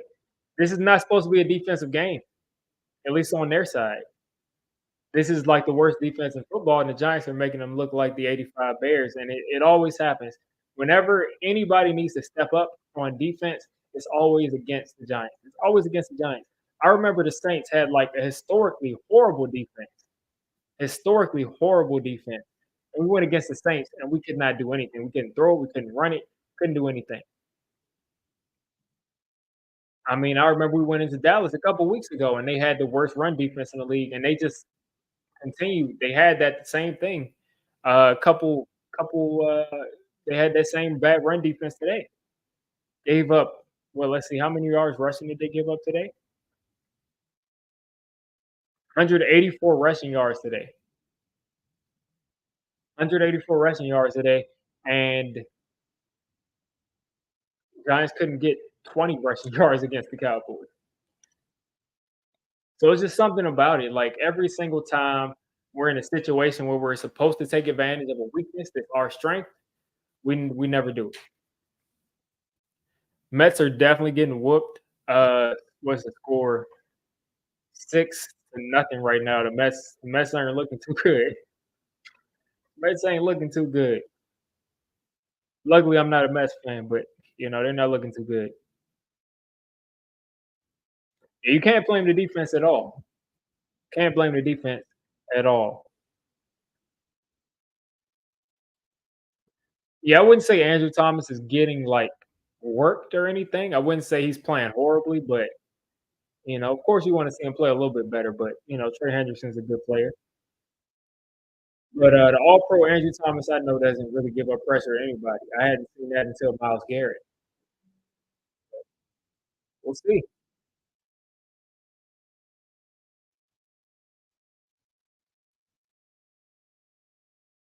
But yeah, I mean Dallas got crushed today. The Eagles barely won today. I mean, they made it to what, like 3 and something? Yeah, I mean, he's gotta start doing it. I mean, they play against man coverage against them, or they play man coverage against Daniel Jones, and he spreads people.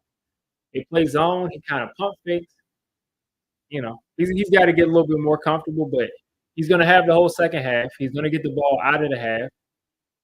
But like I said, the Eagles are 3 and 2. The Commanders are 3 and 3. Cowboys are 3 and 3. Commanders are 4 and 2, my bad. Commanders are 4 and 2, Cowboys are 3 and 3. Um, they gotta step up. Gotta step up. This is the perfect chance to win and be 3 and 3, be second place in the division. A lot of people a lot of people were really contemplating, who are we gonna draft after week 1? A lot of people were contemplating that after week 2. And this is the Giants' perfect opportunity to get back into it, make things entertaining. If you're 3 and 3 here at the end of October, and that Daniel Jones interception is the difference between having points and having no points. But if you're 3 and 3 here at the end of October, um, you're looking good for the rest of the season. You're 6 weeks in, you're 500. You got the Eagles coming up who have struggled. You got the Steelers who have played very well. Their defense has played very well, but you're going to have Malik Neighbors back when you play against them. It's not a team that's unbeatable. You got the Commanders again. You played well against them. You just didn't have a kicker. You got the Panthers. So this is the perfect time that if we can win today, be at 3 and 3, we can break off 3 or 4 wins after this. I just think it's really unfortunate if the Giants don't take advantage of how well this defense looks like they're playing today. Because eventually the defense is going to break things off. Eventually the defense is going to start doing things differently. And they've got to be there. They got to take advantage of it. They got to take advantage of it because Joe Burrow will be held down for so long. The Mets haven't even had a hit the whole game, or is that just you're just saying they got a hit?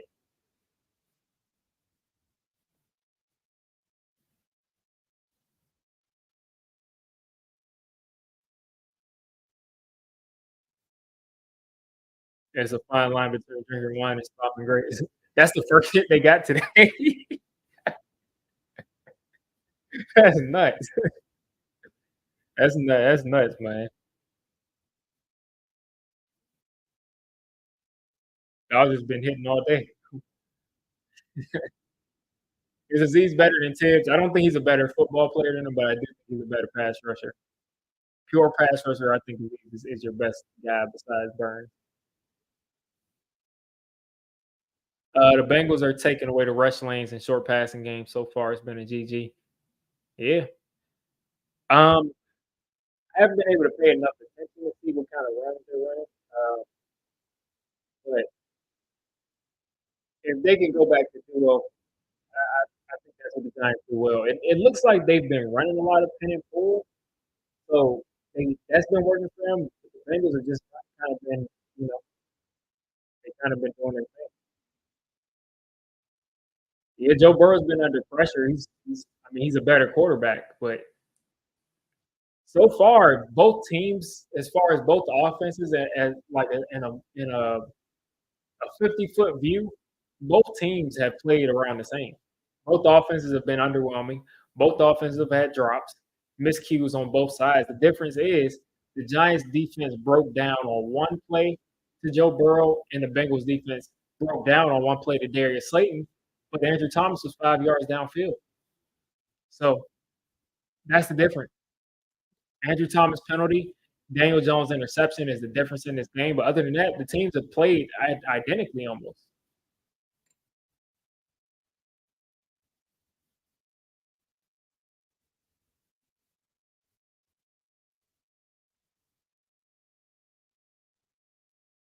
I feel like we always get called for a legal man down. Yeah. And some teams never get called for it. I mean, these RPOs are tough because The offensive line doesn't know whether the quarterback is going to be running or throwing, or they don't know what's going to happen. So I mean, you can't get horribly mad at them right there, but it's just frustrating. It's just a frustrating thing. I wish that wasn't really a thing. Mark Andrews finally shows up. But yeah, I wish that wasn't a thing of like a legal man downfield taking things back. Let me look it up while I got time. Why is a legal man downfield a penalty? Is it a stupid reason or is it I mean, I guess like you're confusing the defense because you got too many people downfield, but I don't think anybody was thinking that Andrew Thomas was going to catch a pass.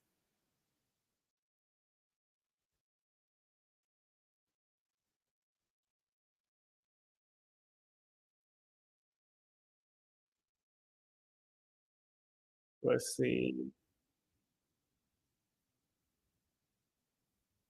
I mean, linebackers have to come up to stop the run.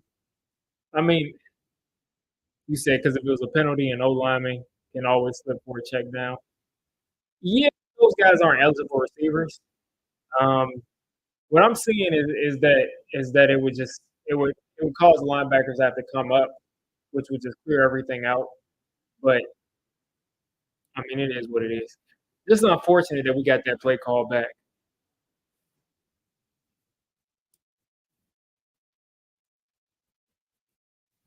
I mean, I guess it definitely would be unfair if you just got to send guys downfield who weren't eligible and just let them go downfield. Yeah, AC isn't doing horrible against Hendrickson. He's giving up a couple pressures, but he's not doing horrible. It's mostly that penalty. We're gonna get the ball out of the half if I'm correct. I'm pretty sure we're getting the ball out of the half. I'm like 99% sure. I've been watching. Yeah, Newman is playing well. Oh yeah, no, that's definitely what makes it a penalty. We're all talking about the same thing, pretty much. We all pretty much agree on what it is.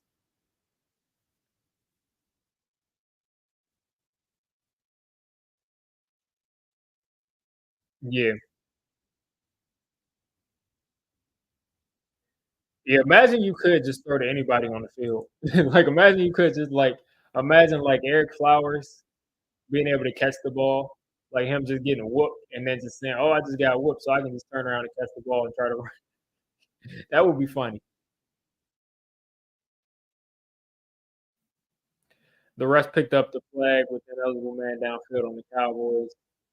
Why do we always get the story? I mean, that's just what it is, especially against the Cowboys. You saw how they cheated us against Dallas. You saw how they cheated us against Dallas. I mean, the Cowboys always get the calls. They're like trying to allow the Cowboys to win, and they got whooped today. They got whooped today bad. Hopefully, we can win today because I mean, other than that, we can't talk trash. But we'd be 2-4, they'd be 3-3. But like this game is like right within our grasp. We just need the offense to wake up. The defensive line is playing well enough to where we're not really having to worry about. I don't think the Bengals offense is going to explode. Like I think at most they get to like 21 points, but we have got we got to do something else. I want to see if we can come out and get the run game going. Um, if we can get the run game going, I think that'll change everything. That'll make everything easier.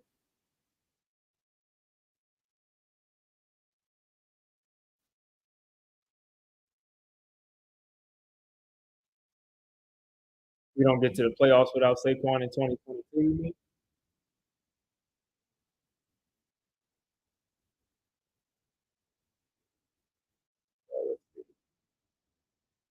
I would disagree. I disagree. I would say we wouldn't make the playoffs without Saquon, but we also wouldn't have made the playoffs that year without Andrew Thomas. I think the best player on our team has been Andrew Thomas for a while until Deck stepped up. But Saquon's definitely up there. I mean, it's arguable. I definitely agree with this. I definitely think that the NFL almost has like a mission to like push the narrative even further than it already is pushed itself. That Daniel Jones is not good. So every time there's prime time, he's not getting calls. Every time he's playing against the Cowboys, which everybody's watching because it's the Cowboys, they're always looking to hate on the Cowboys or cheer for the Cowboys. He's never going to get calls there. So I definitely agree with that.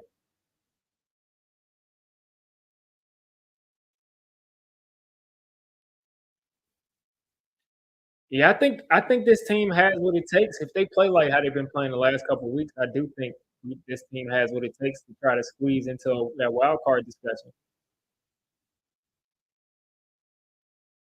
Daniel Jones' quarterback rating right now is 38. Joe Burrow is 76. Neither quarterback too good right here. Yeah, Saquon definitely. I mean, he had the box stacked.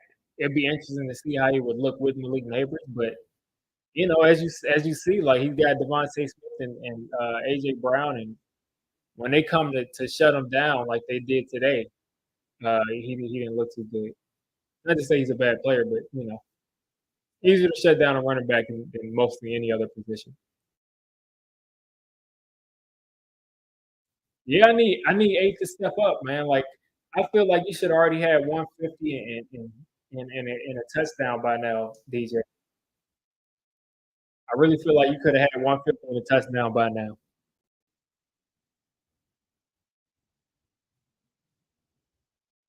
All right, Giants offense back out here, 15. Says Slayton's a pumpkin. I think Nanya's ahead of me. Looks like Slayton's gonna drop something soon, but let's get into this. 15 minutes. Got 30 minutes left in the game. 30 minutes of game clock left in the game. Daniel Jones and the offense out there leaving the huddle. Tyrone Tracy back.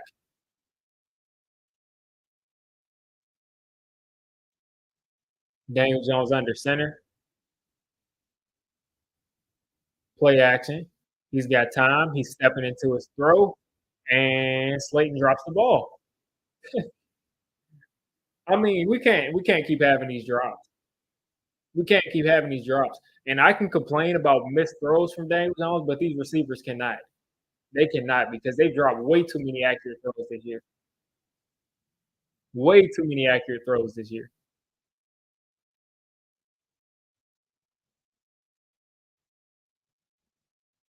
Like we cannot keep having these drops. Handoff Tyrone Tracy. Tracy is going nowhere. And here goes the Giants running his zone blocking again. This is disgusting. Giants are not his own blocking team. Let's see. Let's see if that was on or not. Let's see. Yeah, they're running, they're running his own blocking scheme again, and it doesn't work. That's exactly what they're doing. 3rd and 10 is the Giants have had 2 unsuccessful plays to start their drive. Daniel Jones in the shotgun. He's got time. Another guy wide open. Theo Johnson hurdles a guy, but he's still a yard short. 2 yards short, actually. And you got a flag. Looks like that'll come back. And they're calling a false start, it looks like. Or a legal formation.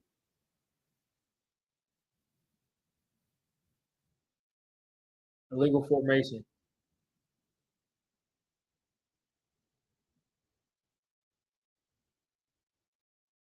So this will be another penalty. The Giants offense did a great job of having no huge penalties. And today they've had some really costly penalties. Zach Taylor looks like he's upset. I don't know if he meant to decline that penalty. I don't know what he's upset about, but Giants have got a 3rd and 25 here. I don't know how they got close to the 35. I don't understand what they did. We didn't get a first down here. Oh, it's because the new kickoff. Okay, I'm crazy. Anyway, 3rd and 17. I don't even know. I can't read this marker here on this color window. What was that? What was that? What was that?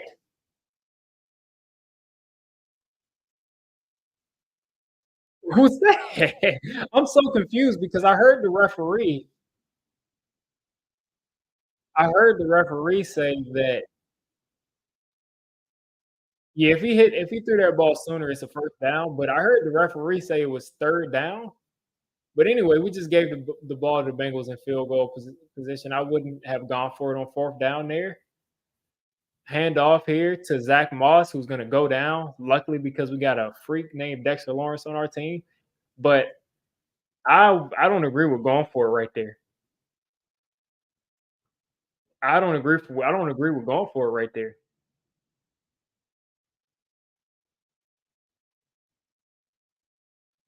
Not with the game 7-0 and the defense playing as well as they're playing. I don't agree with going for it right there.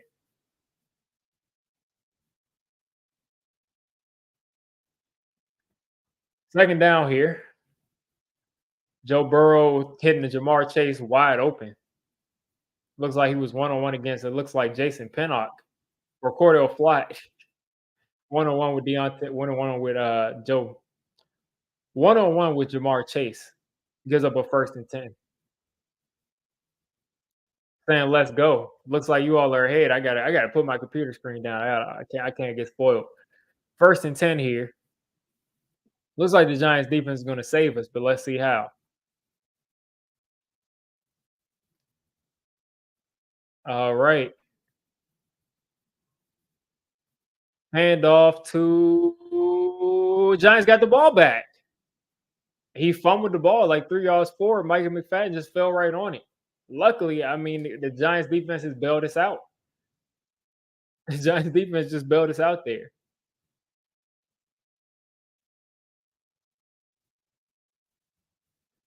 I have no idea how that came out of his hand. Let's see. Is that Okereke? Bobby Okereke, man, that dude is a beast when it comes to forcing fumbles. He's a beast when it comes to forcing these fumbles.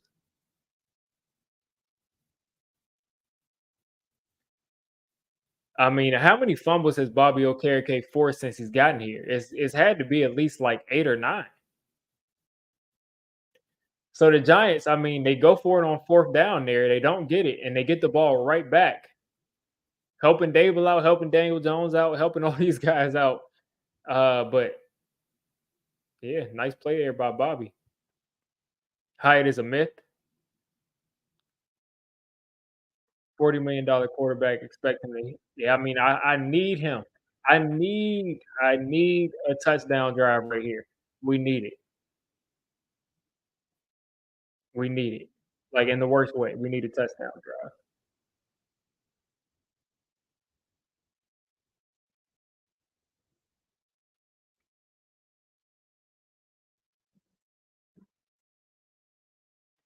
Hyatt was a monster in college. Hyatt was unstoppable in college. And he could be here in the NFL with like the right roster around him, but it's just not happening for him. Like he's got to be able to only run those go balls and slants. And for some reason, I mean, whatever, he can't do it here successfully. Like he has to have a quarterback that can throw this. I don't even think they're just as fast. I just think he needs a quarterback that can literally throw it like 70 yards. And most quarterbacks can't do that.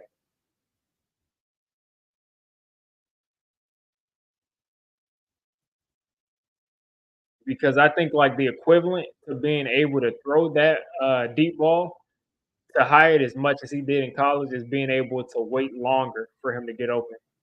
And to do that, you have to throw it further downfield because he's running downfield. Giants defense balling today, man. They're balling. I mean, we need the help. We need the help from the offense because right now, I mean, this Giants team could be sitting on 17 zip. I'm not saying that we play well enough to. I'm just saying like if we could be up 17 zip or 17-7 even, that would be wonderful.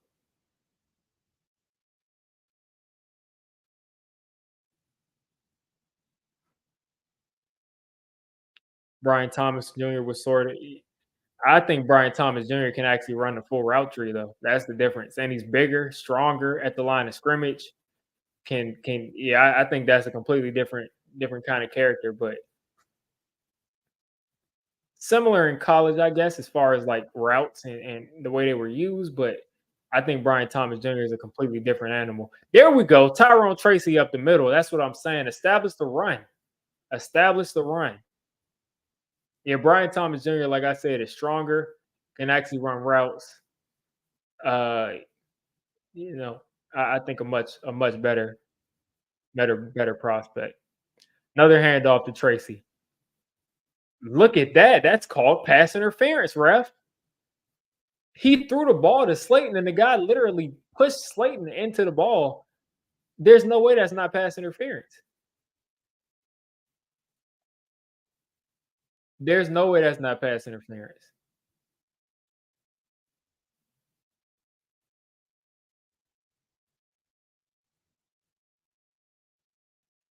I guess you can say they're fighting for that, but that's just disgusting.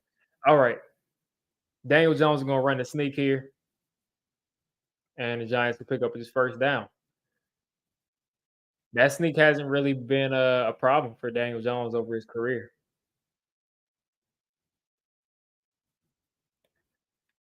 Giants got a fresh set of downs, down 7 still.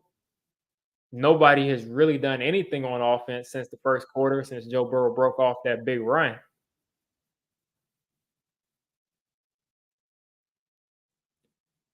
Another handoff to Tyrone Tracy, who's going to try to get to the edge, and he's going to pick up about 2, end up going out of bounds there. I'd like to attack up the gut more, but, beggars can't be choosers. I've been looking at the third quarter sign instead of second down, instead of the down sign. That's no fun. So we got a 2nd and 8 coming up. There we go. Wandale Robinson is going to be 2 yards short of a first down here. I thought he'd be able to break another tackle, but nice short throw to Wandale Robinson. DJ put it on the right shoulder, allowed him to run forward. And we got another 3rd and short coming up as the Giants are getting right around that, right across the 40. Tyrone Tracy is going to go down, down, down, and the Giants are once again on 4th down.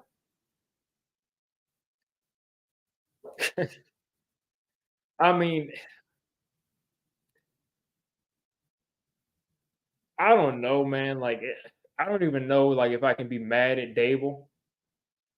It's just like every time I see something, like I always felt like he should have thrown it when he ran it, or I feel like he should have ran it when he threw it. And that's just not that. Like that's not his fault. That's just my gut telling me like I wish we'd have thrown that ball on that 3rd down, and the Giants will punt.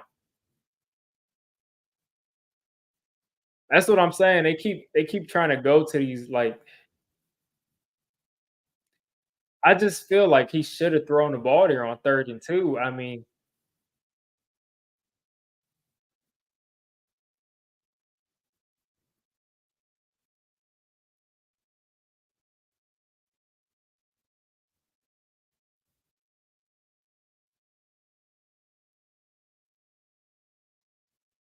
all right, so we're gonna punt this right back to the Bengals, and like I said, it's only a matter of time before those guys. I mean, that's just like they can stumble into some points, and it looks like the Giants are actually going to go for it here. Had to burn the time out there, so they better pick up this first down.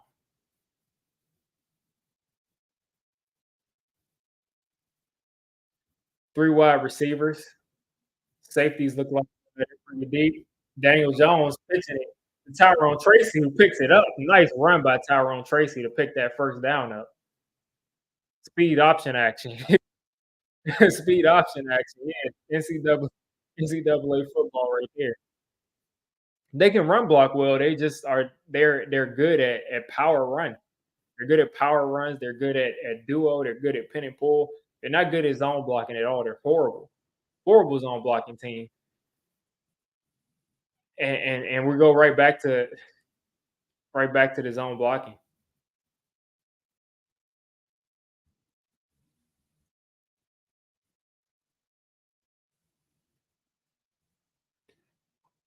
This stadium is like silent. Like they no life in the stadium because of how difficult it is to watch this team play.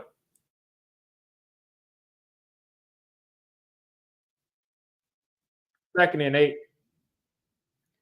Short throw to Tyrone Tracy. He's got space. He's picking up a first down, and you got a flag. Of course. Of course, there's a flag.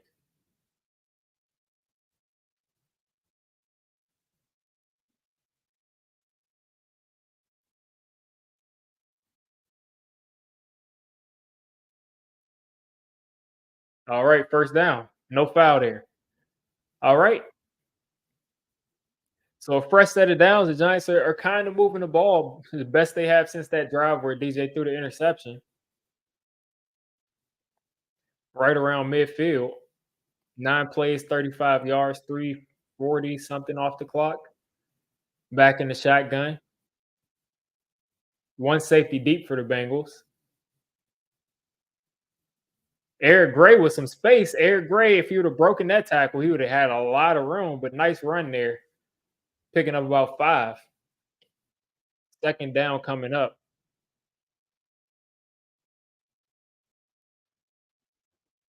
2nd and 4, actually. So a 6-yard run there by Eric Gray. Looks like the Bengals are starting to bring their safeties up, which is only good news for us. Eventually, we'll have an opportunity. And DJ will have to throw that ball away. It looks like they wanted to take a shot there, just nobody was deep. I don't know if Hyatt ran the wrong route, but he just kind of turned around and looked at Daniel. So he got a 3rd and 4 there. If I had to bet, I would think that Hyatt ran the wrong route there because the way that Daniel Jones looked over there was like he was looking to make a big play. You got Slayton at the bottom of your screen 1-on-1. You got to think he's going there. You got to think he's going there. And he catches it, and he's going to be about a yard and a half short of a first down. And Slayton is kind of slow to get up. Slayton is slow to get up there. Let's see.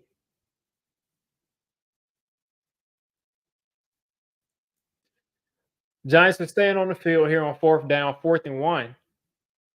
I would go as heavy as we possibly can, try to quarterback sneak this if this is a short one.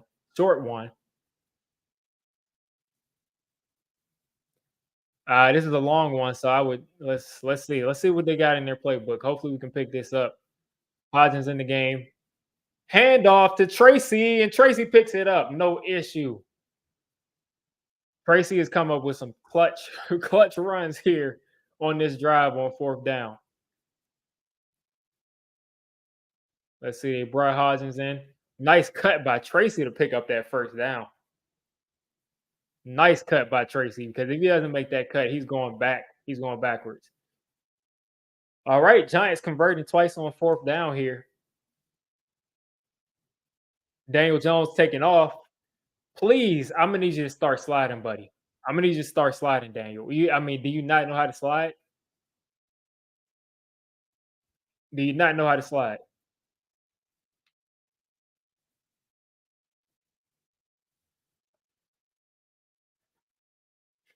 Okay. Giants at the 25 here.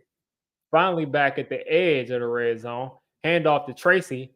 Tracy spinning off. Tracy almost broke that open. Almost was going to break that open for a touchdown, but got snuck at the last second. Fresh set of downs. Tyrone Tracy helping us out here. Zach Taylor pointing around, making crazy eyes. I can't stand Zach Taylor. Can't wait until he's out of out of Cincinnati. 1st and 10 here.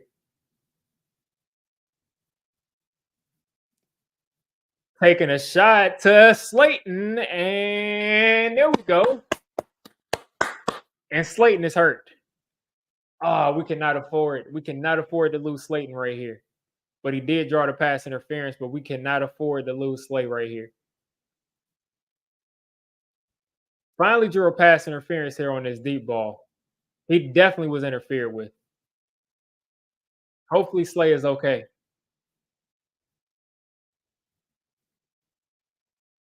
Hopefully Slay is okay right here.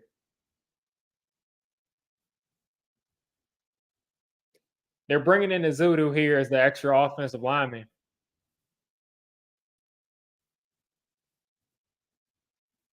So he looks like he might be okay, but they might be evaluating him for a concussion. All right, whatever y'all do, we got 3 downs. We got to get in the end zone here. Tracy, end zone, touchdown, tie game. Let's get it. Let's get it. Tyrone Tracy drive. That's a Tyrone Tracy drive right there. That's Tyrone Tracy's first touchdown. Hopefully, the first of many. Singletary got Wally pipped. We'll find out. I mean, we'll find out. I think Singletary's a nice running back too. I mean, I want to see both of them out there. That way, the defense has to prepare for a couple of guys that I think are good backs. Let's not forget Singletary is a guy that consistently is at is at 800 to 1,000 yards. An extra point's good. All right, 0-0 game again, tie game. Let's see. This is usually when the defense folds, but let's see if we can keep making plays.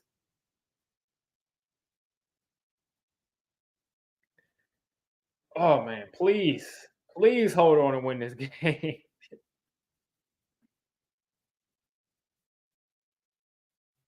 Yeah, I hope Darius Slayton is okay.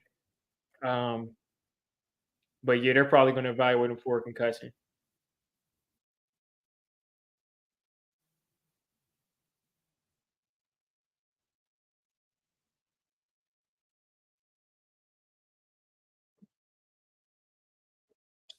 Man,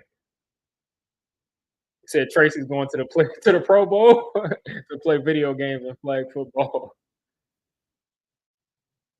Yeah, that was a nice drive from Coach Dable. Uh, a nice couple runs from Tyrone Tracy to on fourth down. That really made things happen. So it was good that he got that touchdown to reward himself.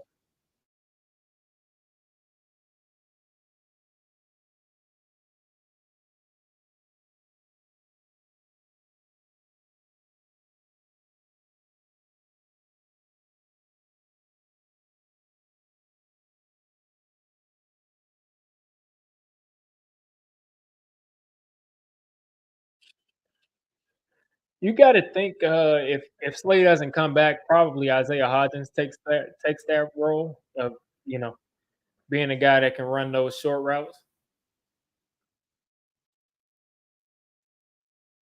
You said you can't believe it.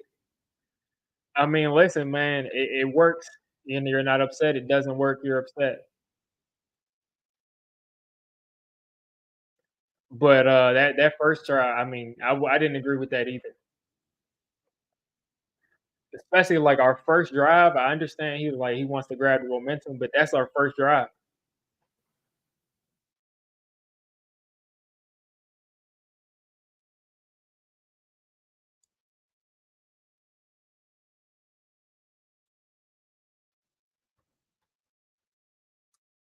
Way too many fourth and twos. Yeah. The thing is, if that was our defense, we'd be upset because we'd be like, "Why are they giving up fourth and two?" So I'm cool. I don't care how many downs it takes you.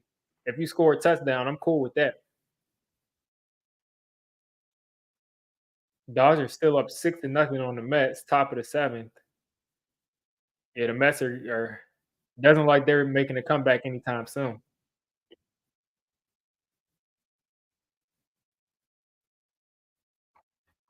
Yeah, Jamar Chase is a number one dog right there. You're not going. I mean, you're not even gonna have to worry about. Yeah, you guys get what I'm saying. Jamar Chase is a dog. He's a number one receiver probably. He's him and Justin Jefferson just take turns being a number one or number two receiver, and they on all of football.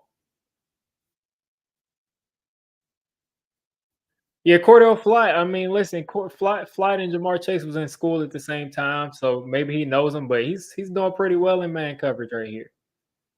Adore Jackson right there, man, and then he drops it.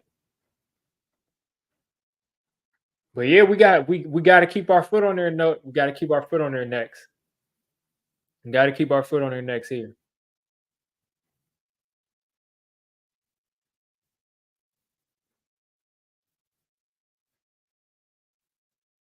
All right, play action. Joe Burrow. He's got some pressure. He's just trying to run around. He's trying to escape. He throws this, and Jamar Chase caught that.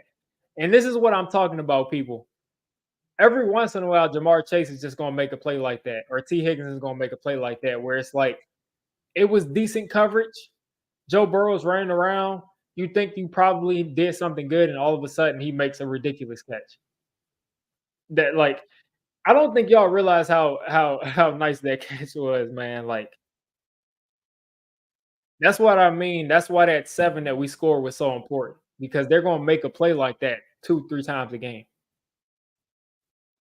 Another play action here for Joe Burrow, throwing it short. T. Higgins trying to break a tackle. I mean, dude, go down, man. Why are you trying to break a tackle right there? Stop it.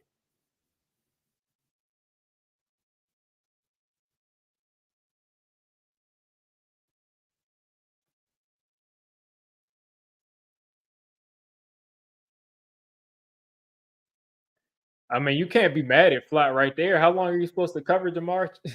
How long are you supposed to cover him downfield? And Bobby Okereke was doing this, thinking it was going to be an incomplete pass, and Chase just snatched it out of the air. 2nd and 4 coming up. Jamar's getting this on the end around, and he's up the field. I'm telling you, man, like these two are too good. They're going to get you a drive or two a game just off of their greatness. You got a fresh set of downs here for Cincinnati.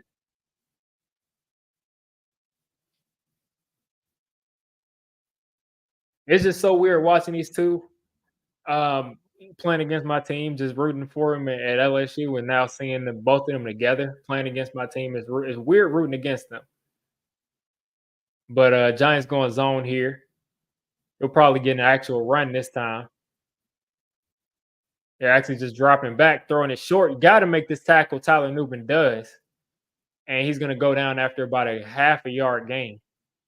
I think that's Drew Sample.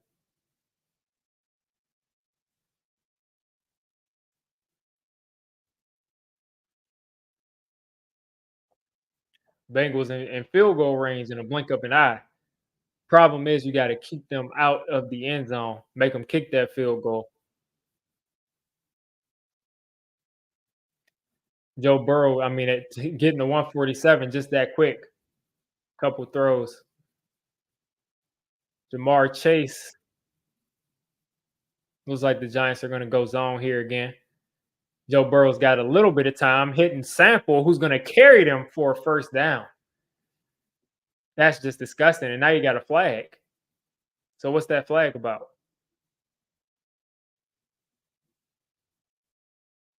They're going to throw a face mask or something? Looks like they're inside the 10. Refs are talking, seeing if they can figure out a way to screw the Giants over.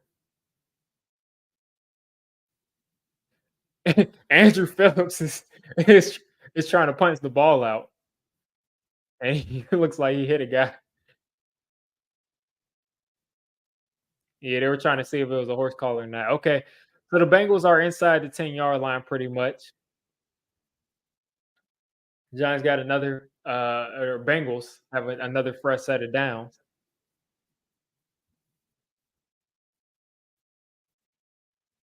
First and goal here. 5 plays, 60 yards, 3 minutes.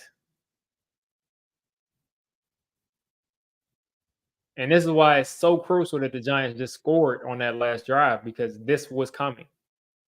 This was coming.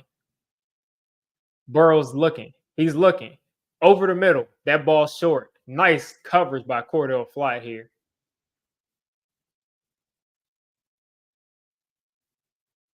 Too much time right there. I need some pressure from Dex, man. They got like 3 guys on Dex, but I need some pressure on. I need some pressure from him up that middle because Joe Burrow's doing a little bit too much stepping up for me.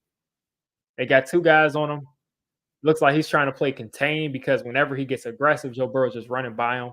But I just need Dex to just collapse that pocket and just just ruin a play. 2nd and goal here. Looks like they moved Dex to 3 tech. And T. Higgins is going to fight here. I mean, these receivers are so strong, man.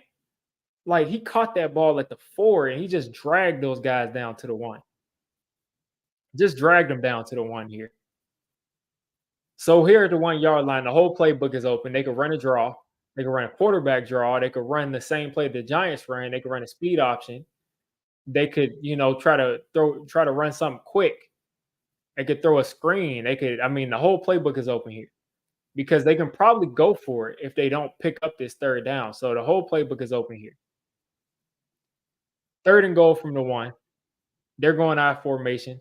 Take all the receivers off the field. I think they'll go play action. And he just walks in. Chase Brown just walks into the end zone. And you got a flag. Holding on the offense. Yeah. Bring it back. Bring it back. Bring it back. Bring it back. On third down, Bengals got caught holding. Let's see who they were holding. Looks like they were holding looks like they was holding Bobby Okereke. Yeah. And he wouldn't have stopped Chase Brown from scoring too. That's the thing. He wouldn't have stopped that. So now the Bengals are going to spread them out. Giants, it looks like they're going man across the board. Got two here this deep in the red zone. And Aziz almost got him. And Dex is going to grab him and slam him down. Look at Dex for his 7th sack of the year. I mean, this is what I'm talking about. Giants defense is standing up. They weathered the storm. They weathered the storm.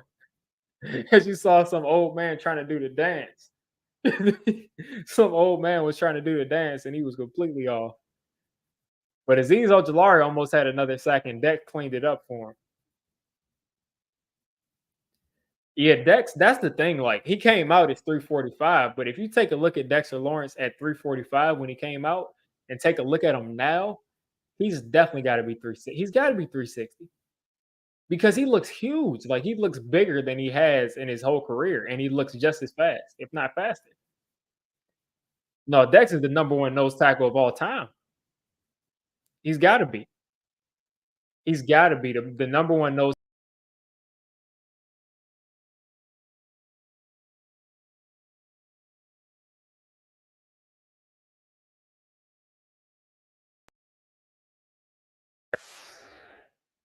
I don't know what happened right there. But, yeah, Dex has gotta be. Yeah, I saw that. He's been eating good. He's been eating good because it looked like he put on, like looked like he put on, like, 15 pounds at least. He looks the biggest that he has in his career, and I was like, "Wow." I mean, I didn't realize he was that much bigger, but when you look at, like, the pictures from his rookie year or even, like, 3 years ago, and now, it's, like, completely different. Because just think about it, who's a better nose tackle than Dexter Lawrence? You got Vince Wilfork, who was a stalwart in the middle. Um, you got Vince Wilfork there, but he was nowhere near the pass rusher that Dex was. Nowhere near. I mean, Vince Wilfork had 16 career sacks. Jason Ferguson, another guy they're pulling out. I mean, he had 21 career sacks. Played for the Cowboys. Uh, Ken Clark had 59 sacks, but Dex is going to get there pretty soon. And he also played a lot of other things besides just nose tackle. But there's been nobody at the nose tackle position that could do what Dex is doing.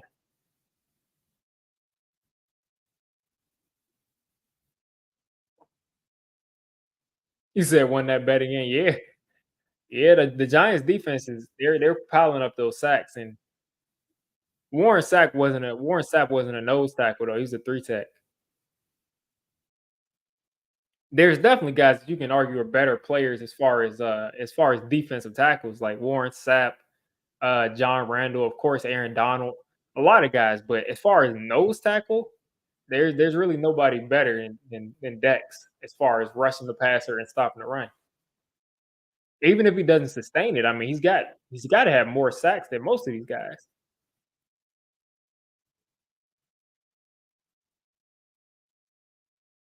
because a couple of guys had like 39. Dex has 21 career sacks right now. So he's got a little while, but he'll get there. Yeah, cornerbacks are playing pretty well today. Pretty well. Bengals up 10-7, and I put the 10 on our side. I'm tripping. How'd I put the 10 on our side?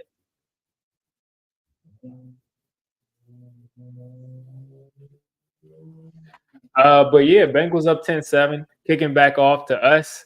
This is the perfect opportunity to get back in the end zone. I think our defense is playing well enough to where if we can get a lead, and I can't tell if I'm watching this thing in Spanish, but okay, looks like Slayton is back out there. Looks like Slayton's back out there. I'm gonna go ahead and put down my laptop screen so I don't get spoiled. First and 10 coming up.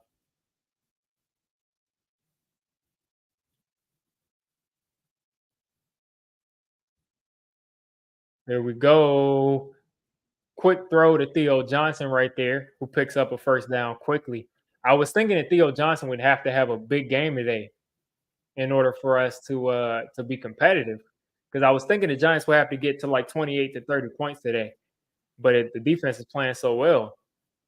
But that's Theo Johnson's first play, first first catch, I think, first or second at least. All right, you got 5 wide here for Daniel Jones,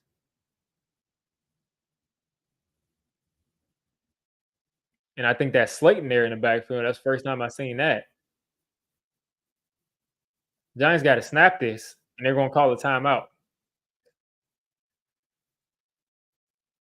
Okay, no, they didn't call a timeout. That's the end of the third. Okay, I was like, what's going on? But yeah, they'll go into the end of the third, down 10-7. Say you need Jamar to score a touchdown. I don't need him to score anymore today. I got him on my fantasy team too, but I mean, I'd rather lose my fantasy game than uh than him scoring again because we got we got we got to get on the board first. Yeah, that's what I think we got to do. We got to go back to running it. I think we got a fresh set of downs here too, so we got to go back to running the football.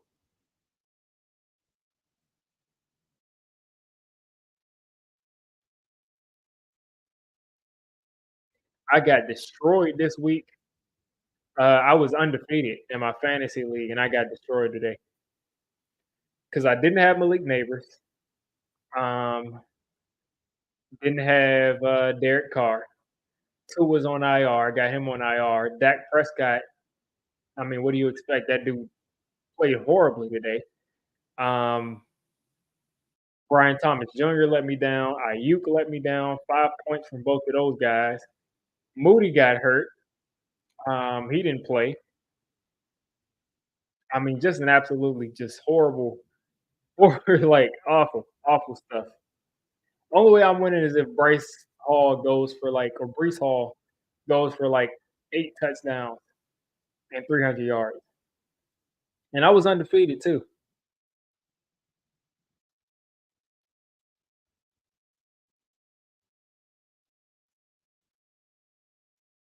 Looks like I'm gonna fall to 4-1 or 5-1. Let's see if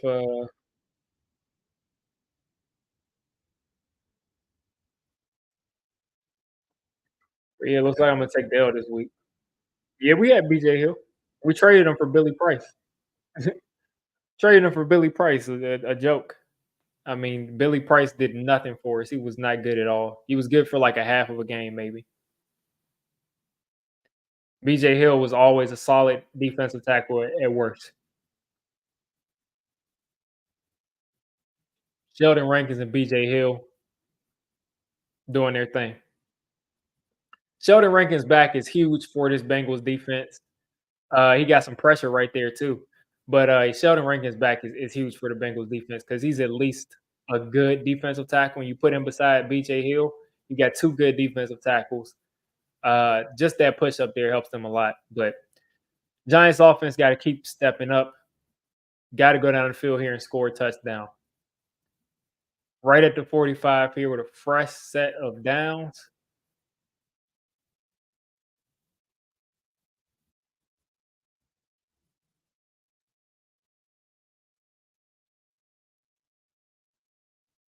BJ Hill having some conversations with himself, trying to hype himself up before the play. All right, Tyrone Tracy back beside Daniel Jones. You got to think they're going to go back to the run. Worked so well last drive, and they will go back to the run. Tracy doing a good job moving his legs, picking up about 4 yards there. Love to see that. Consistent run game. Don't need 8, 10, 12 yards on every carry, but you do want to take those 4 yards.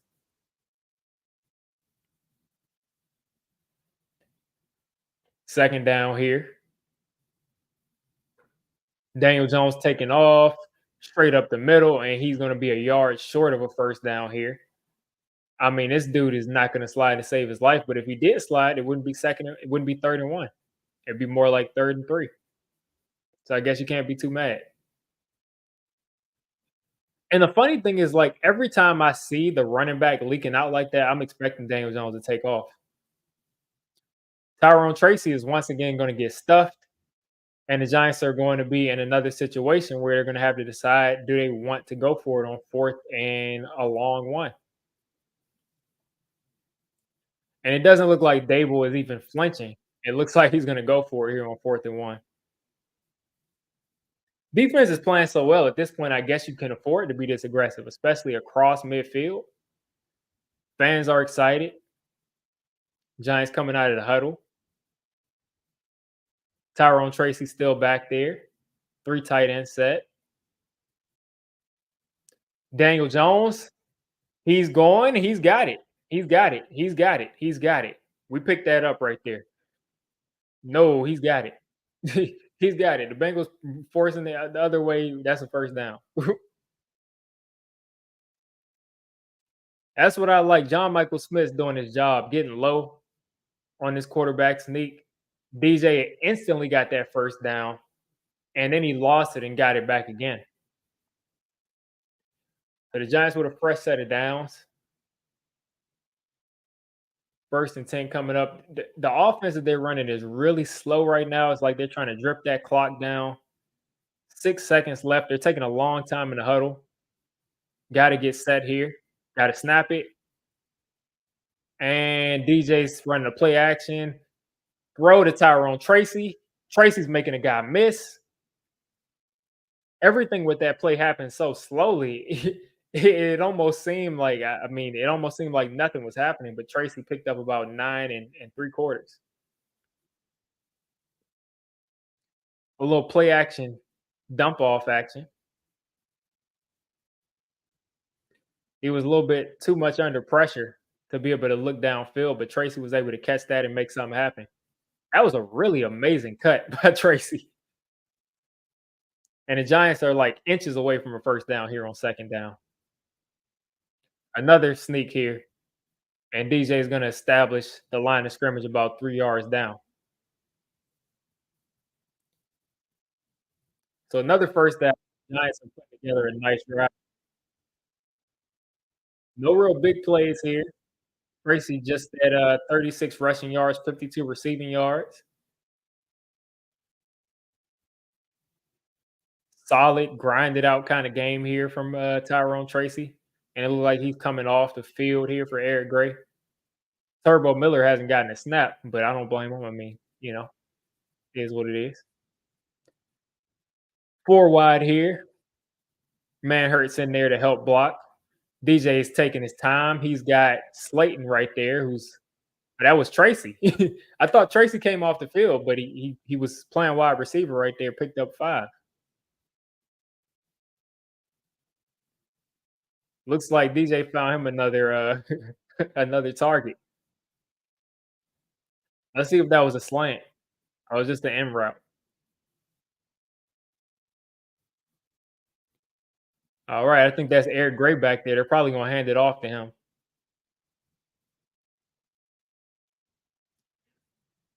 And whoa, I don't know what was going on right there with Jalen Hyatt, but either he ran the wrong route or it was an option route and they weren't on the same page. But Hyatt was nowhere in the vicinity of that throw. You got an RPO there, and yeah, I don't know if DJ was late with that or if I'm not sure.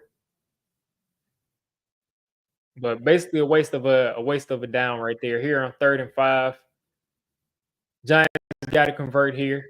I think it's crucial that we go up. And the ball is batted. Here on 3rd and 5, the ball's batted down. I think that's BJ Hill. And the Giants are probably going to line up for a field goal here this deep in their territory. They're probably going to want to come up empty-handed. Already left 3 on the board, so you don't want to leave 6 on the board.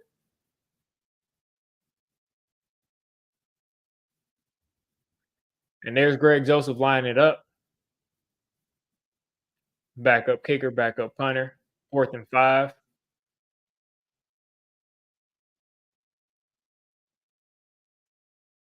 And that's no good.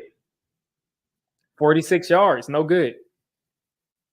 I mean, I don't know what to say. I don't know what to say, folks. I mean, no good. Difference between the top 15 and the top 20, 30 quarterback is so glaring. Yeah. But I mean, I think that was a good enough drive there from the Giants to come up with 3. It's just couldn't get it. Just couldn't get it.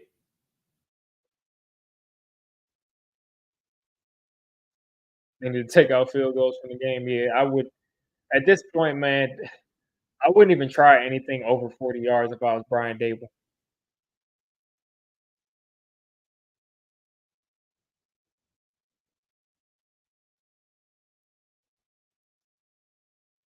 This team beats itself constantly. I don't want to hear about Dave's and Shane anymore. Dave's is coaching his tail off. Yeah. I mean, listen, they gotta make those kicks. They gotta make those kicks. But again, like as I was saying, you got a backup kicker and you got a backup holder. You don't have the same holder, you don't have the same kicker. So things can kind of be different here because I'm sure Gillen was probably holding. He's been holding the last 2, 3 weeks for Greg Joseph. So yeah, still down by only 3. Bengals are going to get the ball in their territory. I think they're going to get it around the 40 though, because that was a pretty deep field goal. And we'll see if they can continue to play well on defense. But that was a huge, huge play. That was a huge play we needed to make. We've left 6 points on the board so far down there in their on their side of the field.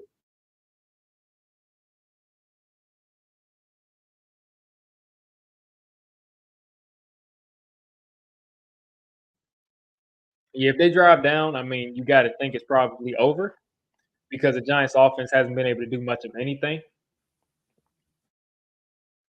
But we'll see. We'll see. Maybe the defense steps up again. Maybe they can force another turnover.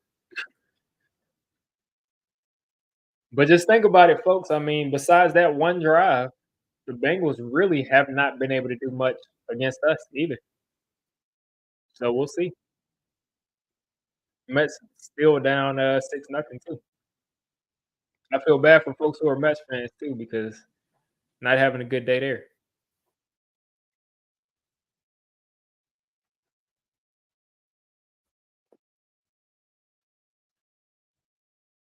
And now I'm seeing Bleacher Report a little bit ahead of me. Gonna get a Chase Brown run.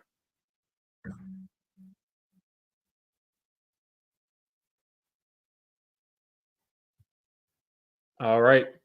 So Chase Brown's gonna get a carry here. He's gonna run for 5, go down. 2nd and 5 coming up here for the Bengals. 10 minutes left in the game. You got the kicker and the punter slash holder talking through that last kick. I'm sure, like I said, it's things they gotta get figured out because those are both replacements. They don't have that chemistry of being able to line these kicks up. I wouldn't try anything over 50, but 46 is a toss up. Second and 5 here. Joe Burrow is under pressure again. You got Jamar Chase wide open across the middle. And now the Bengals are back in Giants territory on that one play. Giants defense playing well, but these receivers are going to get theirs here and there. That was I thought that was Jamar Chase, but I think that was T. Higgins. He's caught the ball 7 times today.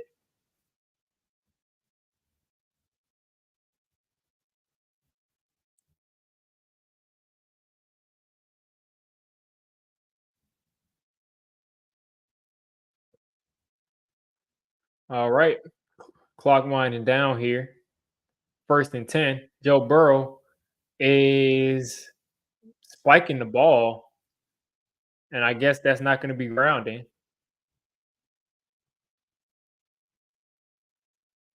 I'm not sure what was happening right there, but it looks like it looks like that could have been grounding, but I guess not. And that wasn't Jamar Chase, that was T. Higgins that caught that.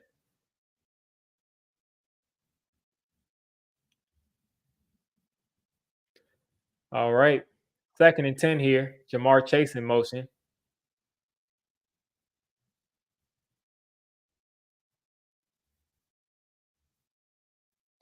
Checking it down to Chase Brown and Andrew Phillips with a beautiful tackle. That's what we love to see. Drew Phillips is a dog, man. Drew Phillips is a dog. I mean, he don't miss.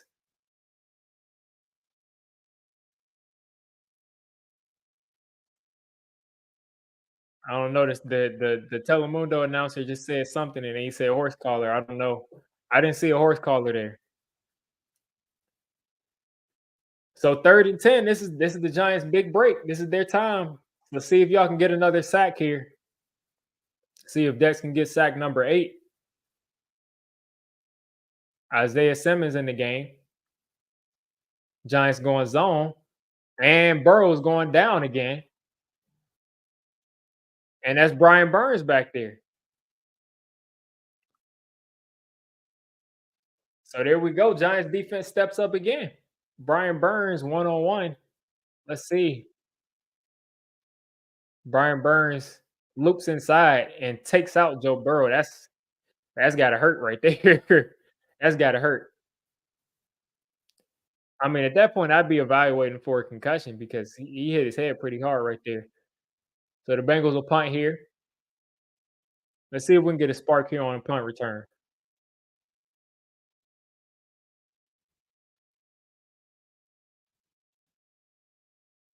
We're gonna call for a fair catch.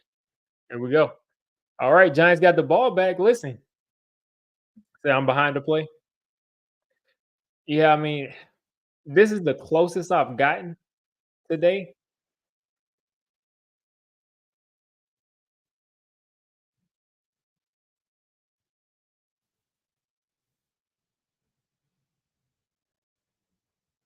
Is why you need protection. Yeah, I mean, the Giants' defensive line is really good this year. This is the defensive line is really good. Like people have been trying to say that we don't get pressure, and we don't. I mean, but I mean, the proof is in the pudding. We're league in the sacks, and we've got like 4 or 5 sacks today, or three. I mean, maybe 3 or 4 sacks today. I think 4. But either way, we've got that, and we've got even more quarterback hits. So I mean, I'm not really the line is good because the Bengals have been bragging about their offensive line. They're like, we finally fixed the offensive line. But yeah, Burrow's been sacked 4 times today. Burns has got 1. Aziz has got 2. Dex has got 1. And those are your guys that you expect to show up for you. Yeah, we got the most sacks by a pretty good margin. Pretty good margin. Now at 26 on the season. Yeah, Burrow definitely should be getting evaluated for a concussion, but they won't do that because, I mean, that's not going to help anything. That's not gonna help the Bengals win the game if they take Burrow out, so that they won't call him in for it to evaluate him for a concussion. And I'm seeing what's happening here on Bleacher Report, and I'm not out of the commercial break yet. And if I remember, Bleacher Report is a little bit ahead of the actual TV footage, and then I'm like 40 seconds behind that. So let's see if I can get back to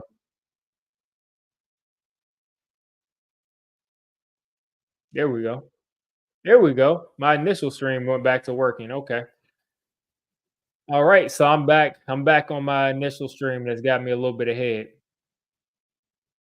There we go. Darius Slayton picking up 9. Looks like there. Okay, so they did take Burrow into the tent. Okay. They did take Burrow in the tent.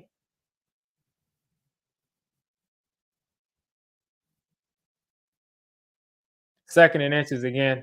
DJ's going to pick that up on another sneak. DJ's run the ball 11 times today, counting these quarterback sneaks.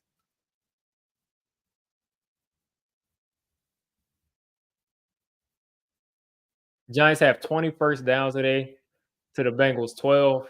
They have moved the ball better than the Bengals today, but the not being able to capitalize in the red zone hurts. You got a red zone interception, you got a missed field goal. That's the difference in the game. All right, you got Wandale short, and Wandale's going to pick up about 6 there. Come and line them back up. Let's get back to running the football. Let's get to running the football. Yeah, if we had Malik Neighbors, I feel really good. I feel like we would have had a couple. Feel like we had a touchdown on the board, another one on the board.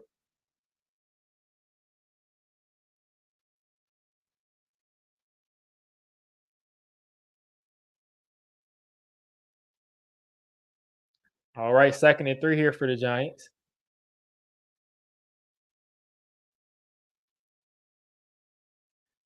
Taking a shot to Hyatt and almost there. Hyatt looked like he got interfered with, but we're not getting that call.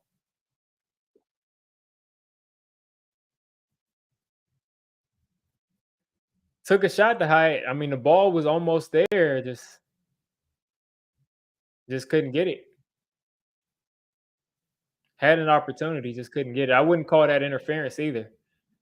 3rd and 3 coming up, crucial 3rd and 3. Most important 3rd and 3 coming up of the game.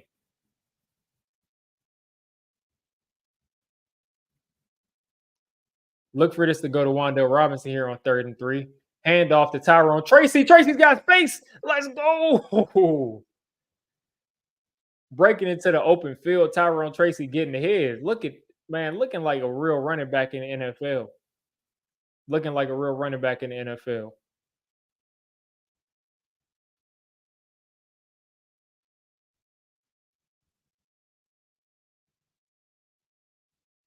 Tracy made a mess in the hole, broke a tackle, broke another one. Huge run right there on 3rd down. Another run to Tracy. Tracy cutting back, picking up 3-4. This is what I'm talking about. Go to the run. Go to the run.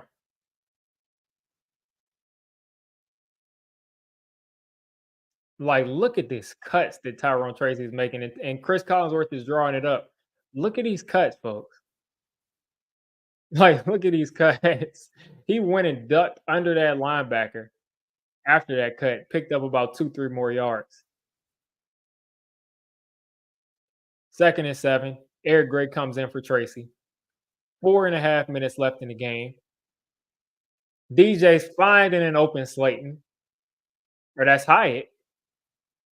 Or that's Hodgins. I couldn't tell. It was somebody with the 1. That's Hodgins. So the Giants are about 2 yards short of a first down here on 3rd down.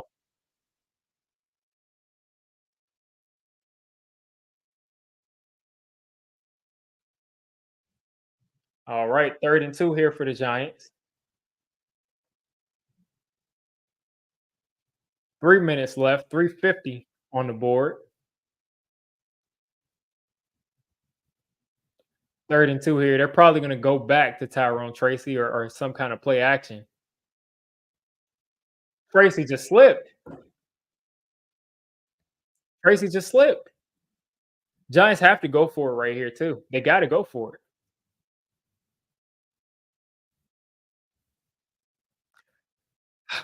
He slipped.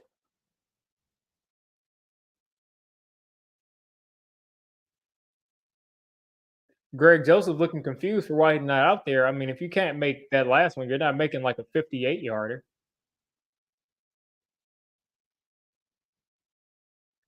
All right, Giants coming out in the shotgun. Three wide receiver yet.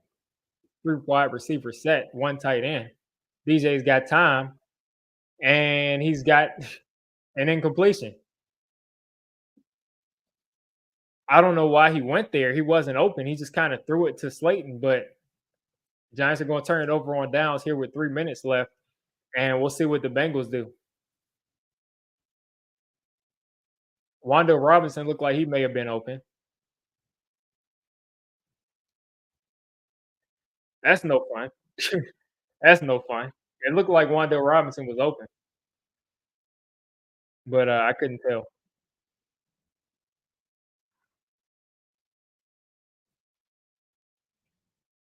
Oh man, like this game is something else, man. This game has been boring. It's like,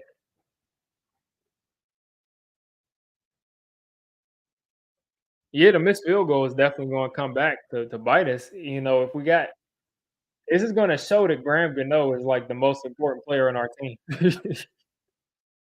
Because if Gano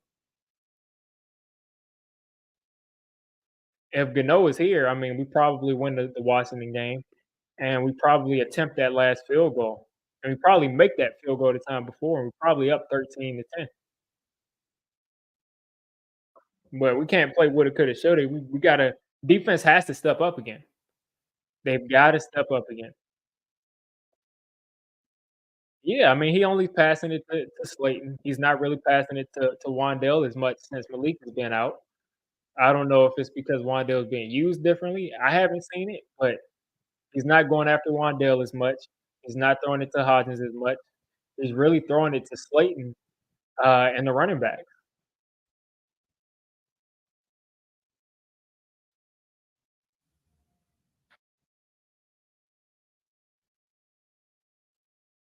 It was behind Slayton and he wasn't open either. But like I said, the defense has to step up again. It's just plain and simple. We got to step up again on defense.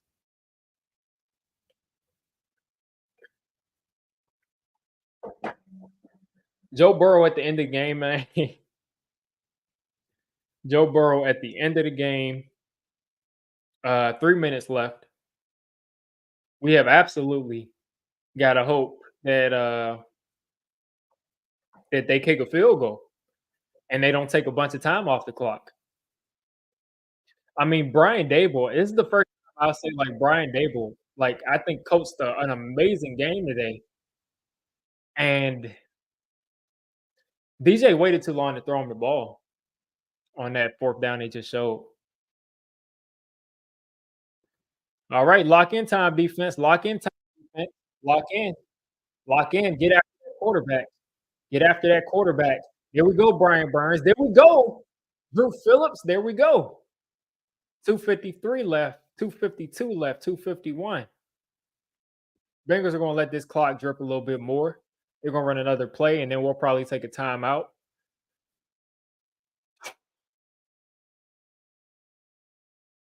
Brian Burns is playing ball today. He's playing ball today. He's playing ball today. All right, 2:27 left. Bengals in the shotgun. 2nd and 12. Aziz and Burns back there. Looks like the Bengals are going to run it again, run a draw, and we're going to lose another yard here. And the Giants should take a timeout here. 2:11 left. Now we got a 3rd and 13. You got to think the Bengals might want to throw it here. The Giants got one timeout left.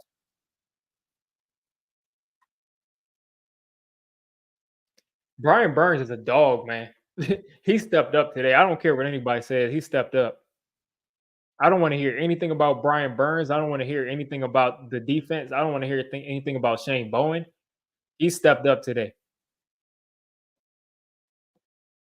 3rd and 12 coming up for the Giants, for the Bengals. Giants defense, though. Let's see if the Bengals will try to make something happen here on 3rd and 12. They'll try to pick this up. They're going 5 wide. Let's see. Joe's scrambling. He's throwing it, and he's got a guy wide open. I'm disgusted. Disgusted. I'm disgusted. That's game. That's game, folks. That's game. That's game. That is game. I mean, what can you do? What can you do at that point?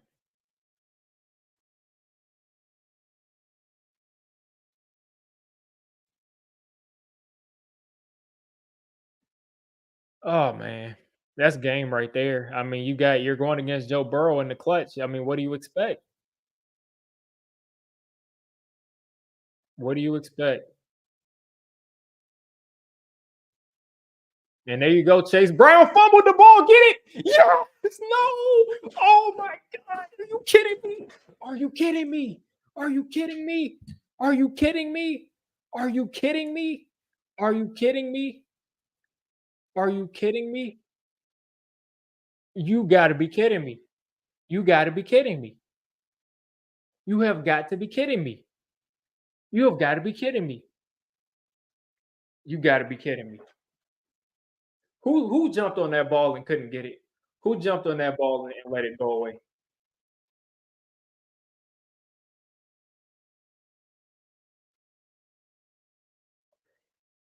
Oh my gosh.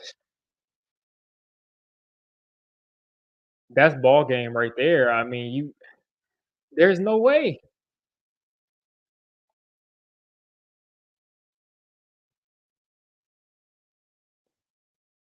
It's not it's not fundamentals. It's these guys are idiots. They just think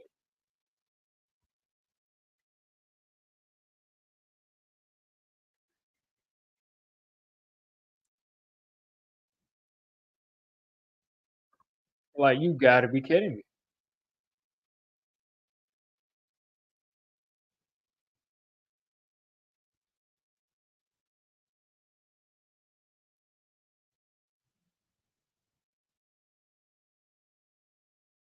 Like there's no way we just lost a football game like that.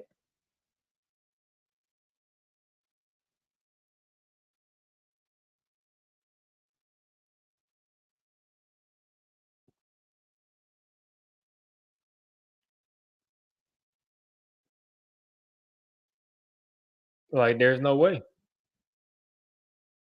Like the defense, I mean, they did as good as you as good as you could expect them to.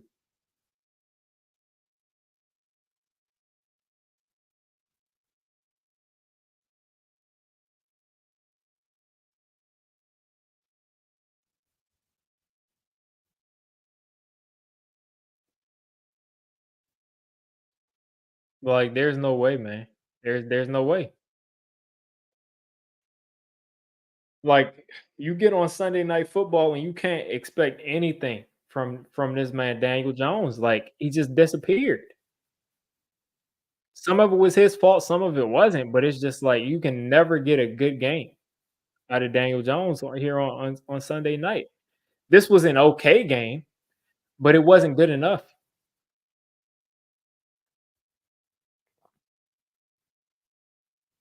Like the Giants at home on a Sunday night game while the Mets are playing and people decided that they went at like you got to be kidding me. You got to be kidding me, man. There's 158 left. The Giants got one timeout. The Bengals are just going to run the clock out. The Bengals are just going to run the clock out here.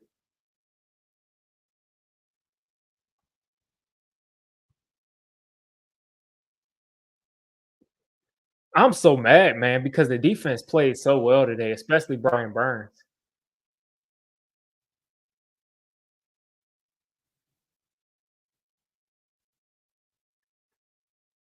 Like the offensive line played well enough. The defensive line played amazing football today.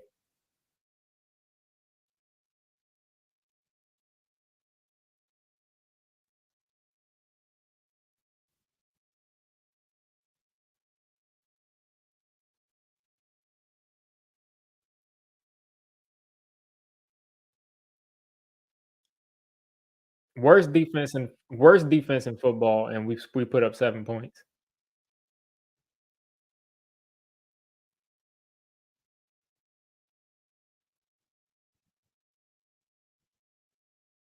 Another run here. Chase Brown is gonna score,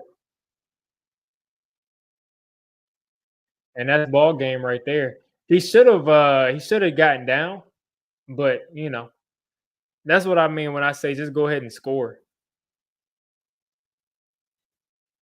because, like, if you score there, like, it's a very low percentage that they're going to have an issue. And the thing is with Chase Brown is like,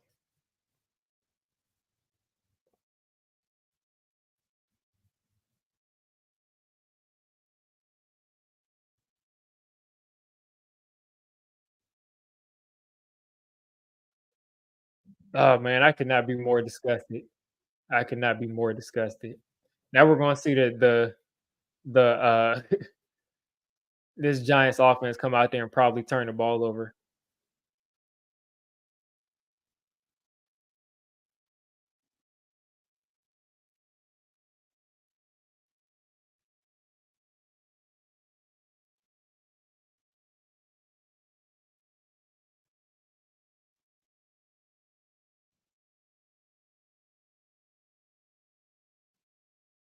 Oh man. Oh yeah, I was just typing that in the group chat. I was like, a Daniel Jones interception is incoming. Is incoming.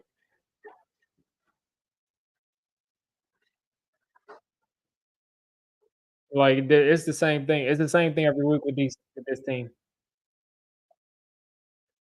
It's like anytime we need them to really step up and do something, like they gonna fold.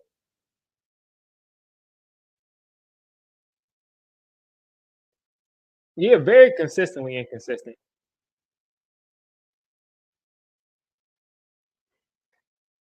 Yeah, I mean Gano right now, and Gano in 2022 was a big reason we made the playoffs.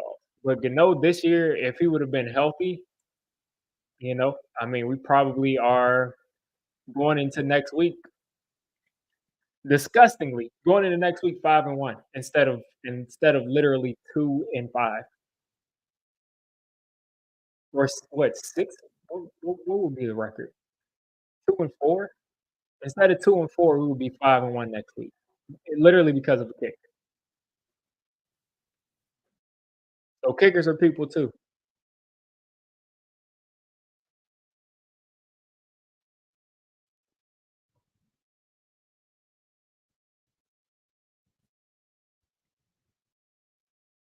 Oh man, I when they probably start this last drive, I'll probably start recording my post game because listen, man, we're not trying to be here all night dealing with this, man.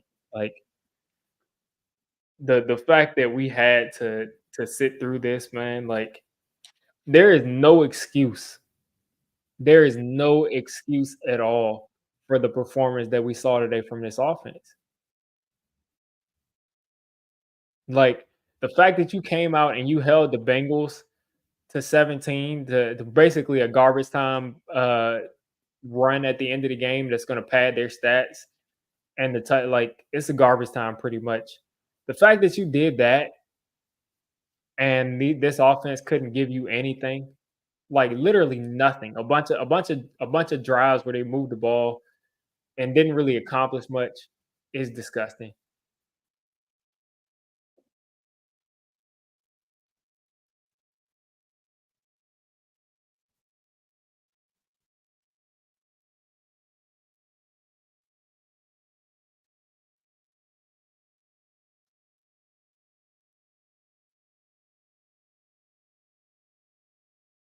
Like that's the difference when you got a quarterback of Joe Burrow's stature of his caliber. He's gonna make those plays in these horrible games. He's gonna make these plays when his team isn't playing well. He's gonna make these plays, and that's gonna win them games. And our quarterback is gonna miss just enough throws, to not win us the game. Just enough throws. Because this defense today, I mean, listen, We had 119 rushing yards, and they had a long rush by Chase Brown and a long rush by Joe Burrow. We basically shut them down on the ground today. 4 sacks. And here goes Andrew Thomas.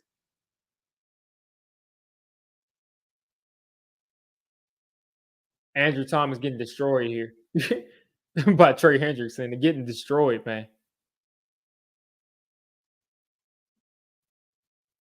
I mean, Andrew Thomas is getting worked right now.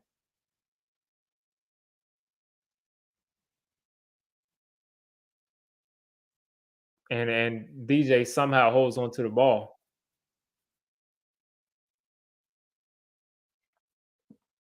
Giants won the time of possession once again. They ran literally 20 more plays almost than the Bengals. Um,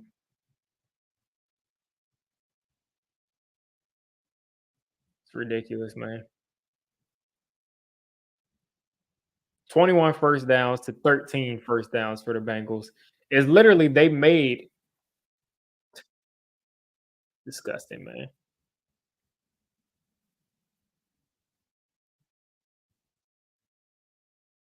And there you go, 3rd and 16, and Hyatt's gonna get a flag. All right, guys, I'm gonna start recording my post game. As always, we're gonna stay on here while I'm recording it, and we'll see how it goes. What's going on YouTube? Diggy546.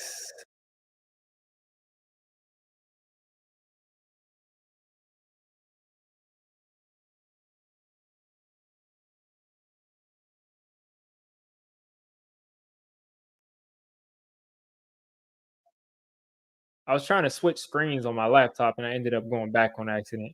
Let's try this again. What's going on YouTube? Diggy546. The Giants have once again gone on prime time. I'm not surprised in the slightest. Not surprised in the slightest of what's going on the Giants are padding the stats here at the end, trying to make a comeback from down 10 points. 1 minute, 24 seconds left in the game as Daniel Jones is going to spike it. But the game's over. The game's over, folks. The story of this game is an amazing defensive performance from the Giants. Joe Burrow and Jamar Chase and all those guys have been on fire for the last couple of weeks. They have been unstoppable. And the Giants defense came out there and sacked Joe Burrow 4 times, pressured him a bunch more times. They made 2 mistakes the entire game, 2 mistakes. The 50 something, the almost 50-yard run by Joe Burrow that he scored a touchdown with, and him breaking contain and throwing an amazing dime on I think 3rd down here at the game. That's literally the only mistakes they made. Literally the only mistakes they made. And then of course, Chase Brown fumbles, they don't get the ball back. I don't know how Pinnock doesn't grab that ball, and then he runs it in. But at that point, the game is already over pretty much. At that point, they can literally sit on the ball and just run the clock out. So the game was over there. But I would just look at that. Those 2 big plays from Joe Burrow is what won the game. And my problem is that should not have been enough to win this game. Because when you look at this game, the Giants had 34 minutes of time possession, and the game's still going, and so they'll probably have like 35. They'll probably have a lot of if Slayton catches this 3rd down pass, but they had literally 30. They had almost 10 more minutes of time possession than the Bengals when the game mattered. They sacked the Bengals 4 times again. They hit them a bunch. They got 20 plus first downs. The Bengals got 13. 119 rushing yards, and the Bengals had 2 big rushing plays. Other than that, they were shut down. We didn't get enough from the offense. We had a couple missed throws from DJ. We had a couple, a couple things that just didn't work out. And the Giants are going to try to kick a field goal and then go onside kick as Greg Joseph is lining up. Maybe this will be the greatest comeback in Giants history here, as Greg Joseph is lining up to miss another field goal. And he just misses his second field goal here. What a mess. What a mess. Greg Joseph probably is going to have to be rotated out of here because he's missed two 45-yard field goals pretty much. I mean, he's an NFL kicker. He can't hit a 45-yard field goal to save his life. The Giants fans came to this stadium. They came to this stadium again to be disappointed. All they do is come to MetLife Stadium and lose. All Daniel Jones is come to that's all Daniel Jones does is come to MetLife Stadium and lose. He loses in MetLife Stadium. He doesn't throw touchdowns at MetLife. He doesn't do anything productive on primetime TV. I mean, it's just as bad as you could possibly get. Today, Brian Burns showed up. Brian Burns balled out. Brian Burns had the best game as a Giant so far. Best game as a Giant. He had one sack, but he had like three or four quarterback hits. He was in Joe Burrow's face all day. He had tackles for loss. If I could pull up the stats on it, did they even track that here? Let's see. He had two tackles for loss that they counted. Um, he did his thing. He did his thing. Aziz Ojolari, two sacks. Two sacks for Aziz. Two early sacks for him. Um, Dexter Lawrence, two tackles for loss for Dexter Lawrence, I think too, and a sack. So these guys all showed up and like literally played out of their minds on the defensive line. They literally made two issues of not keeping contained two times, and that's what lost them the game. And the big problem in this situation is that should have been enough to win the game. I usually have some things to say about Brian Dable, but I wouldn't even say that Brian Dable called a bad game today. I think Brian Dable did an amazing job today because Brian Dable has to get the credit for the defense along with Shane Bowen, but he has to get credit for that plan. And also, look at how many times we drew up good plays to convert on fourth down. Look how many times we drew up good plays to convert on third down. We had 20 plus first downs. We continued to drive down the field. Our kicker missed two field goals. Our quarterback threw a red zone interception. I mean, that's at the very least 9 points we left on the board. 9 points we left on the board. And I'm sure some people are going to be talking about like, listen, when the Giants are losing like this, I'm not even thinking about updating the scoreboard because the game is over. The score was 17-7, folks. It is what it is there. But what a way to lose. What a way to lose. To do as well as we did on defense, to play as well as they played, and for this defense to look as good as they look, and this team have only won 2 games this season, is a travesty. We need Malik Neighbors back in the worst way, and I think probably this is a game that if Malik Neighbors plays, we probably win this game because it doesn't look like Darius Slayton was ready to go back to back weeks as the number one receiver who's getting targeted a bunch. He couldn't get open as much, of course, as a Malik Neighbors would have. And then even then, Dable still called a good enough game to go out and win. And again, the quarterback couldn't execute in the red zone. Your kicker missed two field goals. It was nothing good about this offensive performance. And I'm not putting that on the coach for one of the first times. It's not. I don't think he called a bad game at all. He did everything he could have possibly done. I think again that defense was amazing today, holding this offense that couldn't like they could stumble and score 28 points. I mean, what can you expect? What do you expect? So it is what it is. There, the Giants are falling to 2-4. Uh, a winnable game against the Eagles. I can't believe I'm saying that. A winnable game. The way the Eagles have been playing, this is a winnable game. But we got to score points. If we can't score points against the worst defense in football, what makes me think that we're going to score points against a defense that at the very worst is better than this defense? So we'll see what happens next week. Um, man, it's a shame. It's a big shame that we couldn't make anything happen here. We should be 500 with the whole kicker thing that was Dable's fault against Washington. We should be, we should have one loss this season, but because of a couple bad calls by referees, because of some bad execution, we're looking at where we are now. So we got to play better football on offense. Malik Neighbors is going to have to save the day. His defense, time and time again, showed up and showed out. So I don't want to hear anything bad about them. But disappointing loss, especially with that fumble at the end where Pinnock, if he just grabs the ball, we could very well be talking about a closeout win of Daniel Jones putting together a game-winning touchdown drive. But you never know. You never know. Last couple thoughts. Tyrone Tracy is a dog. I think he's going to be a guy for us. I'm not sure if he's going to be your guy that gets, a lot of carries as far as like 18 to 20 every game because I still see some issues with him, running the contact and not being able to move guys as much as I want him to.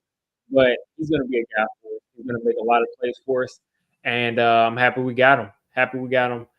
You guys have a great rest of your night. Have a great week. If you have tomorrow off, lucky you. Um, we got to get back to the drawing board and try to pick up a win against the Eagles. And I think we got a couple of games that are going to be tough games, but are very much winnable games. We could be looking at ourselves in the next four games at like what, five or six, 5 or 6 wins and four losses. So we'll see. Go ahead and get it.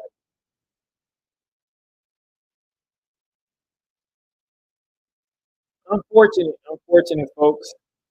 Unfortunate stuff. Um, yeah, that was the end of my post game video. I'm gonna go ahead and get that up, and we're gonna get into our week. Just more disappointment on prime time. We stay up until 11, 12 o'clock to watch this trash. I feel bad for the folks that got to drive home at 11 o'clock at night after seeing this. Imagine having to get on that train, go through. Oh my gosh, waiting on that train at night. It's just very frustrating. You all have a good night. I'm gonna go ahead and jump off this stream, and yeah, it's just disgusting.